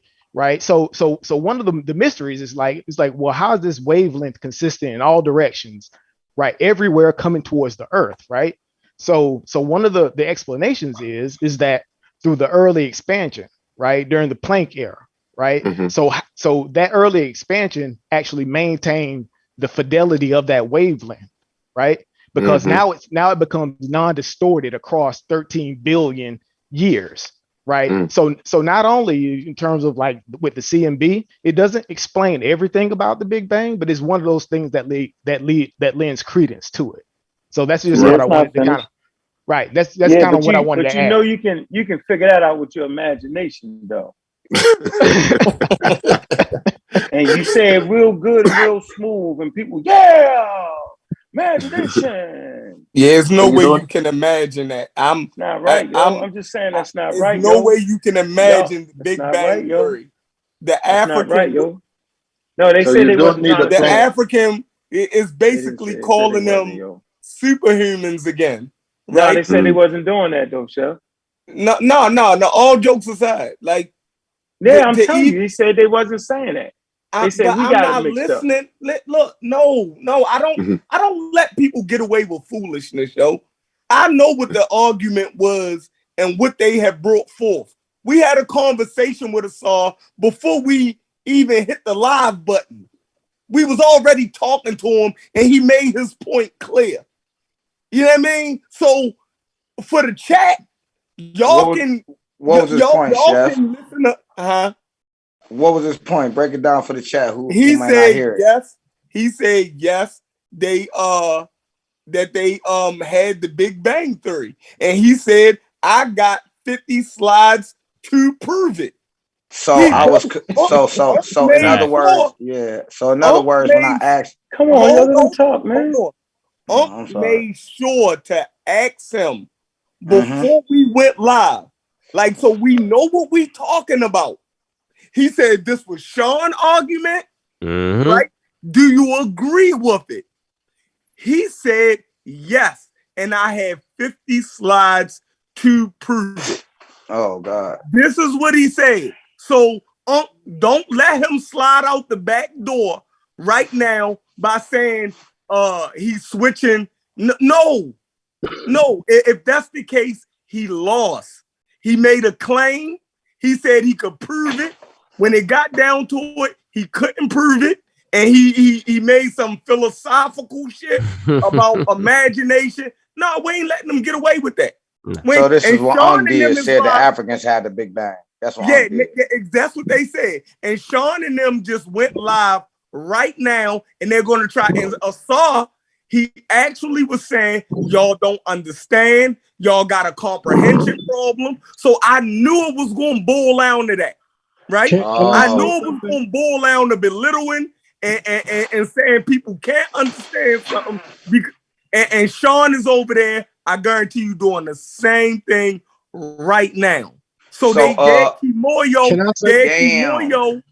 Kimoyo, or whatever you call it, that's is kind wild. of fucked up right now. Yeah, that's fucked up. So basically, Unc was saying, I got you, brother. I just want to get something clear. Unc was saying they do got the Big Bang Theory in their cosmology, or the Big Bang, quote unquote. Unc ain't never say that stupid shit.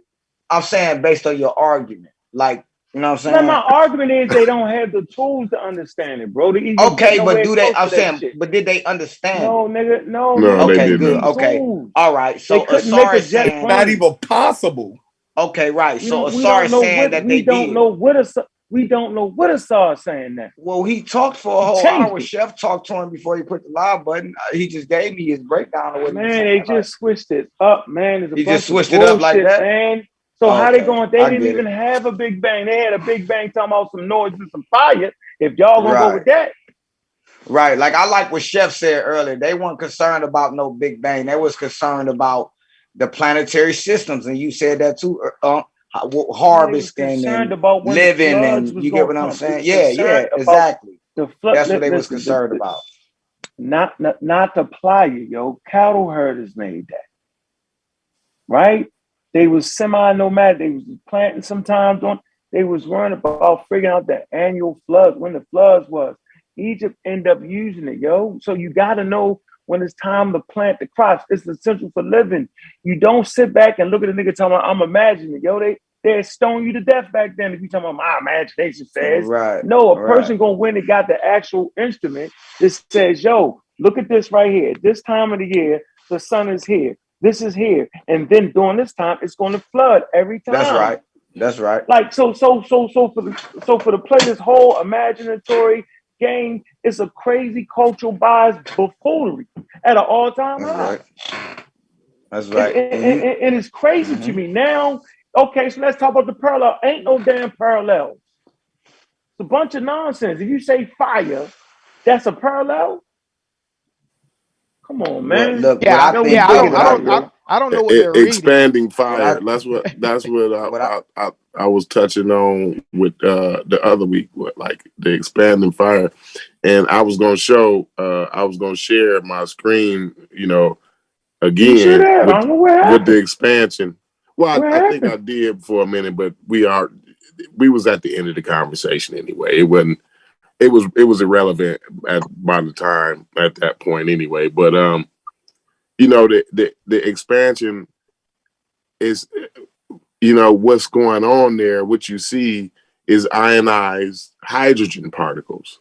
You know what I'm saying? Like that's all this is. That's all we are. You know what I'm saying? If not for ionized hydrogen particles, where would we be? You know what I'm saying? Like there's no fire. There's no fire in the beginning. You know what I'm saying? It's ionized particles, But they say now that the universe, they don't really know if it's expanding. It appears to be expanding, but they don't really know if it's expanding for sure. Who said that? That's what they say. That's what science is saying now. Science is saying. Absolutely know that. I can't fuck the conversation up. No, what scientists would that be, bro? That is a fact right there, that it is expanding. Like that's one thing that they absolutely do know. You know what I mean? But you'd have to explain the redshift if it's not expanding. I don't know when the last time you actually looked up some. I don't know, but I was. We got the Doppler effect. The Doppler effect. Yeah, I understand. I'm saying we got this latest research. Like, I'm not. I can't cite the paper because I don't remember the paper off top. Because I was dealing with the articles and I don't remember the exact paper off top. But what they were saying is, let me show y'all something. I'm gonna show y'all something. What we if see, somebody got a paper to be the expansion, that would have been like number one top science right now. That's Nobel I could try to pull up an article for you real quick. Casually. That's Nobel Prize winning. You can't drop that casually like that in a conversation. You gotta come with the receipts. No, we ain't battling. I can say whatever I want to. It's just like a bunch of scholars. Don't no white scholar stop another white scholar and say, "Wait a minute, you can't drop that." But they get up and I'm not a scholar, bro. They talking, I'm not they a build scholar. it, and if I and it don't matter. This how academics work, bro. You trying to play nigga ball? You know how we be on a basketball court. Don't get Play loud. nigga ball, bro. Loud. Like play You're constructive basketball. You can't drop that. Go ahead, Drop y'all, that and let schedule. Adrian get in, yo. Yeah, Okay. Adrian, go ahead. How you doing, bro? I'm doing all right. You know, I'm going back to school next week, but I just want to say this. I really enjoyed the presentation, but I think one thing that honestly has to be said, and I'm coming from like a respectful point of view from like what I'm about to say, but I really did like how Asar was talking to y'all towards the end. Like, y'all is like slow. You know, I know he know y'all for real, but here's the thing, right?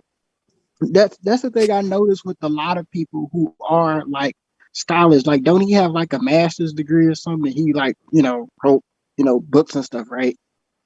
Like in like history or something. Like he wrote some. He got a degree.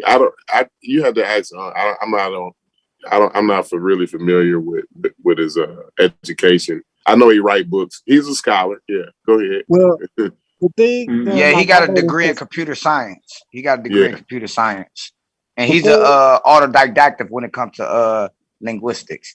He's self-taught. But the thing I noticed with a lot of these scholars and how they speak to like regular people when they get frustrated, they start saying like, I wrote these books and stuff. And for real, that's a code word for like, basically kind of be quiet and listen to me. Cause I noticed that the more y'all just kept questioning him, he started to get angry. And that's kind of like happened to, like, I know a whole bunch of, PhDs, and a lot of them, when you do press them, like, enough, they will start using that. Like, I wrote, these books to, that's a code word. And I'm like, he didn't have to do that, No, he had to do that. They seem to do me that. like that a lot. Hold they like to get minute. condescending. No, Sean do that. Listen, Sean do that. They all do it. They supposed to have the best African character ever. I'm just trying to tell you, like, it's all that. It's the character, right? Everything is character around this motherfucker. Character and imagination. Memorial. But on the screen right here, yo, this is the Kobe right here. This is what you Kobe? need right here. That's the satellite right there. You need that. But he said they wasn't sent. So if they had a Big Bang, what the fuck Big Bang was that? See, so it's almost tricking us to death. So if you're saying we was only saying they had a Big Bang too, then why am I arguing that? You know what I'm saying? Like, okay, y'all had a Big Bang. Not the Big Bang we're talking about, but they had their own imaginatory Big Bang.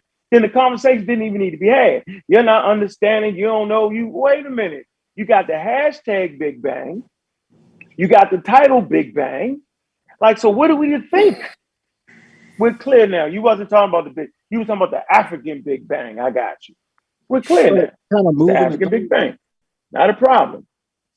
No, but that's but Asar just be wanting to. He wanted to rattle our cage a little bit with that, you know what I mean? I don't think he was being malicious with the with the content. I know, but it's just that, like, I know, like, scholars who do that, who did that to me in the past. So it's like I kind of was like, wait a minute, because I'm just like, that's bad. Because one last thing. When I get my PhD, I'll be like formally a part of the pseudo killers. Like, I'm not gonna be talking to y'all all crazy, all crazy. Like, I got the PhD. Like, let me tell y'all this. If I tell I don't need no PhD to talk to nobody crazy. I'm just saying, like, that's a lot of times what you see with a lot of like scholars and PhD. They talk to people crazy once they get frustrated. In the minute that I get on pseudo killers with my PhD, I'm not gonna be talking to y'all. But it wasn't that type of a conversation, though. You feel me? So there are things that people just don't understand. But we wasn't having that conversation because I clearly understand how children have imaginations. I clearly understand that what makes you human is your imagination. I clearly understand this. But to throw in the imagination of Einstein and leave out the fucking fact, right, that he was superior in mathematical equations is a bunch of malarkey at this point, is what I'm trying to say. It's a whole lot of fim, flam, bam, bam, boom, bam. There's a whole lot of ins and outs, back and forths, and like if he didn't have the mathematics, then his imagination wouldn't have been worth a hill of beans. Right. It's not hard. That's one of the unique things about Einstein, right? It's like not only was he, an extremely talented theoretical physicist, right? He was extremely talented with mathematics as well to couple with it, right? So you just can't, you gotta have link. that. Yeah. So that's what makes him unique amongst his peers. So hold on. So where is the complex math needed to come up with that equation? That's the point. During the time of the Bantu expansion, during that time, where's that math at? In the telescope. I can't get the answer. I get a whole lot of Einstein imagination. So when I ask a question about a physical structure, did they have megaliths? Did those particular people have megaliths? That was a specific question. I get the whole 35, 40 seconds of Einstein, and I'm giving you the answer. See, that's the pseudo nonsense right there that occurs.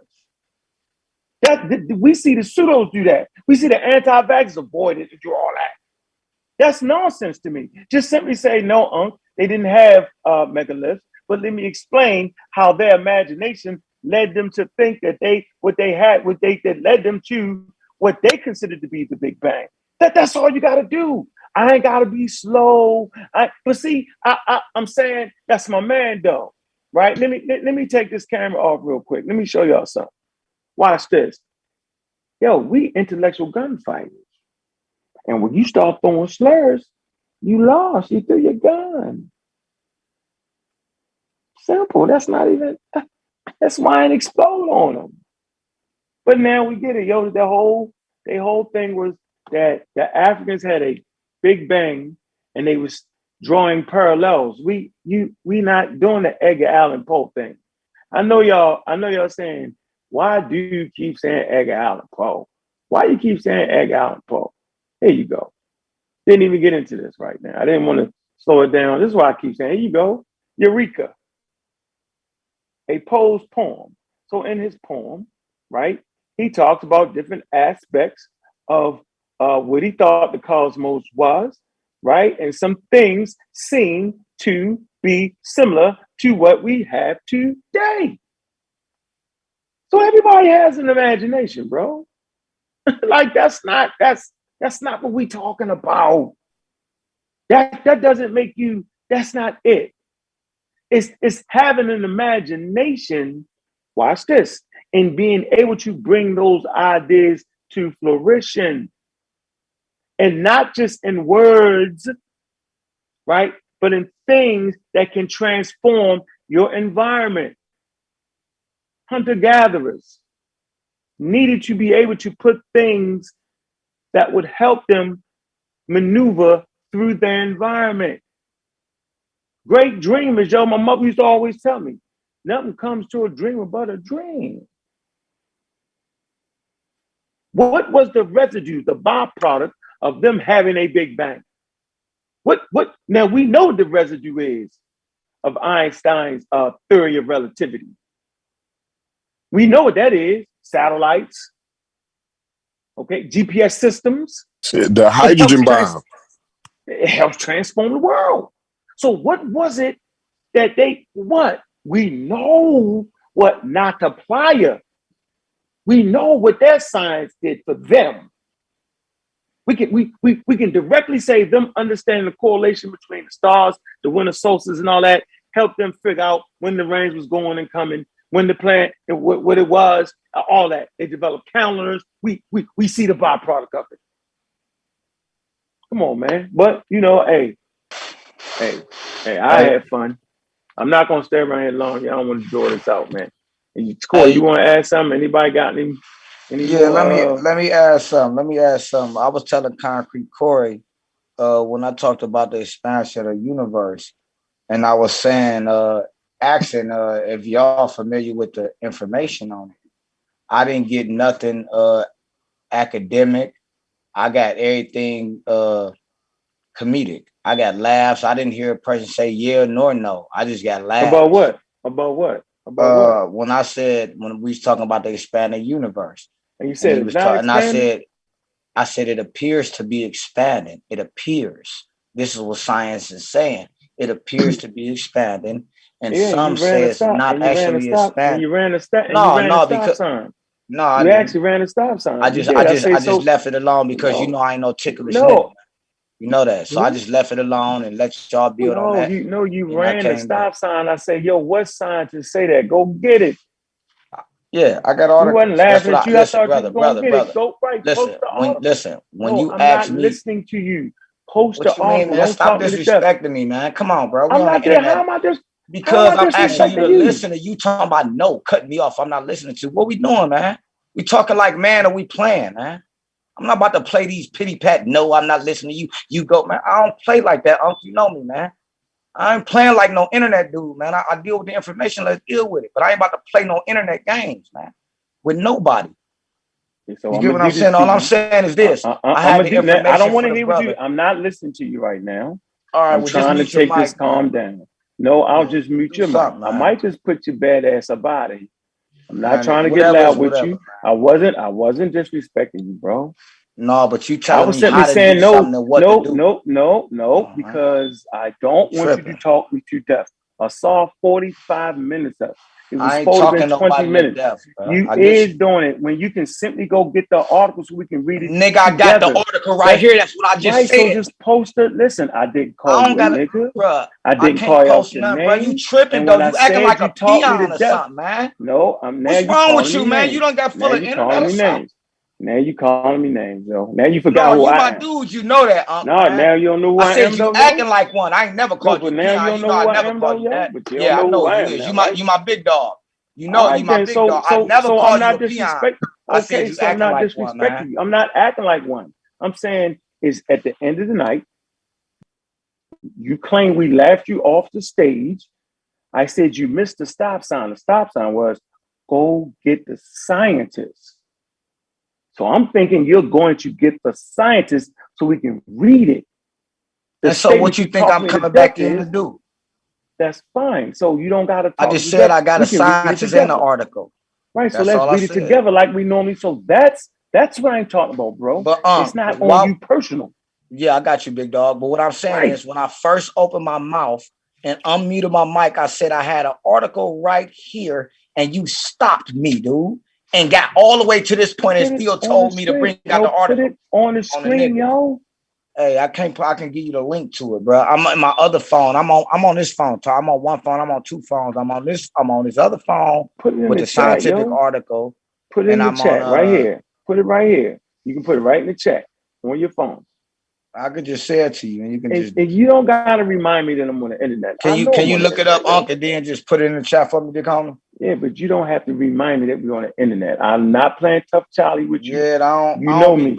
But the thing about it, but you but I don't do this. Slick. But what I'm saying, I ain't getting no slick. I ain't getting no slick. Yeah, I know. I'm talking about an article. All I'm saying is this. Peoning. What did you say? Listen, I apologize to you if I came off a little hot, but this is all I'm saying is listen, big homie. Listen. All I'm saying is to you is this. When I first opened, I couldn't find that black hole. This why I got hot, and I apologize to you, but this is why I got hot. When I first opened my mic, I said I had an article.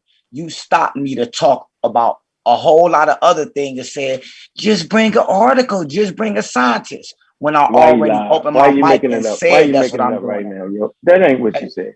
Now let's get to the article. No. Can I tell you? Ask the brother that's talking. Ask the brother that's talking. No. Can I tell you what you said? No, you said it was a whole lot of hi and keying and laughing and clowning. That's what you said first, bro. No. I just want to let you know that. Ask the brother. You did. You said, y'all, you stopped Corey. You said, Corey, yo, you was laughing and joking. That's what you said first. Okay. No, but the thing is, we hopped all over that. It wasn't we was laughing and joking. It's just that, like, it's not that you was laughing and joking. No, it's all good. We wasn't Brother Google Scholar. and Brother Brandon, we all kind of jumped in at the same time to let you know that that's a fact. That's just a scientific. That's what makes up a theory. Like, you know, a theory is a group of facts, right? That's right. And so the Big Bang Theory has facts. It's made up of facts, right? That's right. The expansion, the expansion of space time, that is one of the facts that makes up the theory of the Big Bang. You see what I'm saying? That's a fact. I been saw what you saying. No matter if we erase the Big Bang Theory, right? If we figure out, you know what, we got to start all over. That was fucked up. That wasn't right, right? Right. That's still gonna be a fact that the universe is expanding. Right. It's still gonna be a fact. No. So that's why we jumped on that. We really I get why you jumped. No, not me. I'm not me. You wasn't laughing at me. Or your idea. Yeah, no. What it was 3 people came in and laughed at the claim. I had no beef about laughing at the claim. The claim didn't mean nothing to me. You know what I'm saying? Laughing at it, I don't care. But I just wanted to go get it and come back. Hold on, I got you, King. But come on, I'm a man in the middle of my speech, and you cut. That's what I'm saying. That's yeah, right I'm trying there. to get the name. I'm sensitive, man, because I'm a real man. I'm sensitive, man. You know, I'm sensitive. If I give you the respect, give it back. That's all, man. I don't be on that. Yo, you found the way not to each other. Now we good. The way not to put the link in there, yo. Everything good, man. Let them post How did you find a way not to put the link in there, yo? Now we 25 minutes into it. I told you. Man, that's why I said, man, this is why I'm getting frustrated, bro. You got to listen to problem. I said I'm on one phone on the call, and I got another phone in my hand, and I said I would give you the link. Can you post it for me? I know these brothers heard me say that. See, you got to listen to problem, man. Did you, so why you keep saying pay something, man? Okay, where'd you get a link at? Where'd you give it to? Let's get to the link. Come on, let's get to hold on, y'all. Let's get to the link. I know where you give it to me at, yo. You said you gave it to me. I'm looking. I ain't said how is it that serious? Damn, blood. I asked you to get the link. I said I'm gonna give you the link. So you put it in the I guarantee, blood. I guarantee. Hey, put it in the back chat. Now, Valley, put that. I want you to. I can't put it in the back chat, but I want you to because I'm on 2 different phones, blood. Listen, I'm on one phone about y'all on the call. Valley. Yes, sir. Yes, sir, big brother. Don't even worry about it, yo. They trying to aggravate you. I guarantee you, whatever it is, the shit ain't even that important. No.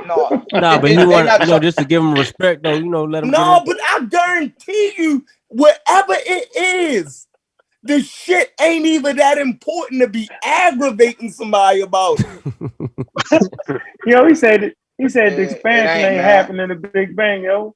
No, but that's not even important. You know you the host, though. No, but we listen. Hold on. If somebody coming with something that he could be right. Hold on. If somebody coming with something that challenges what we saying, yeah, he could we bring welcome that.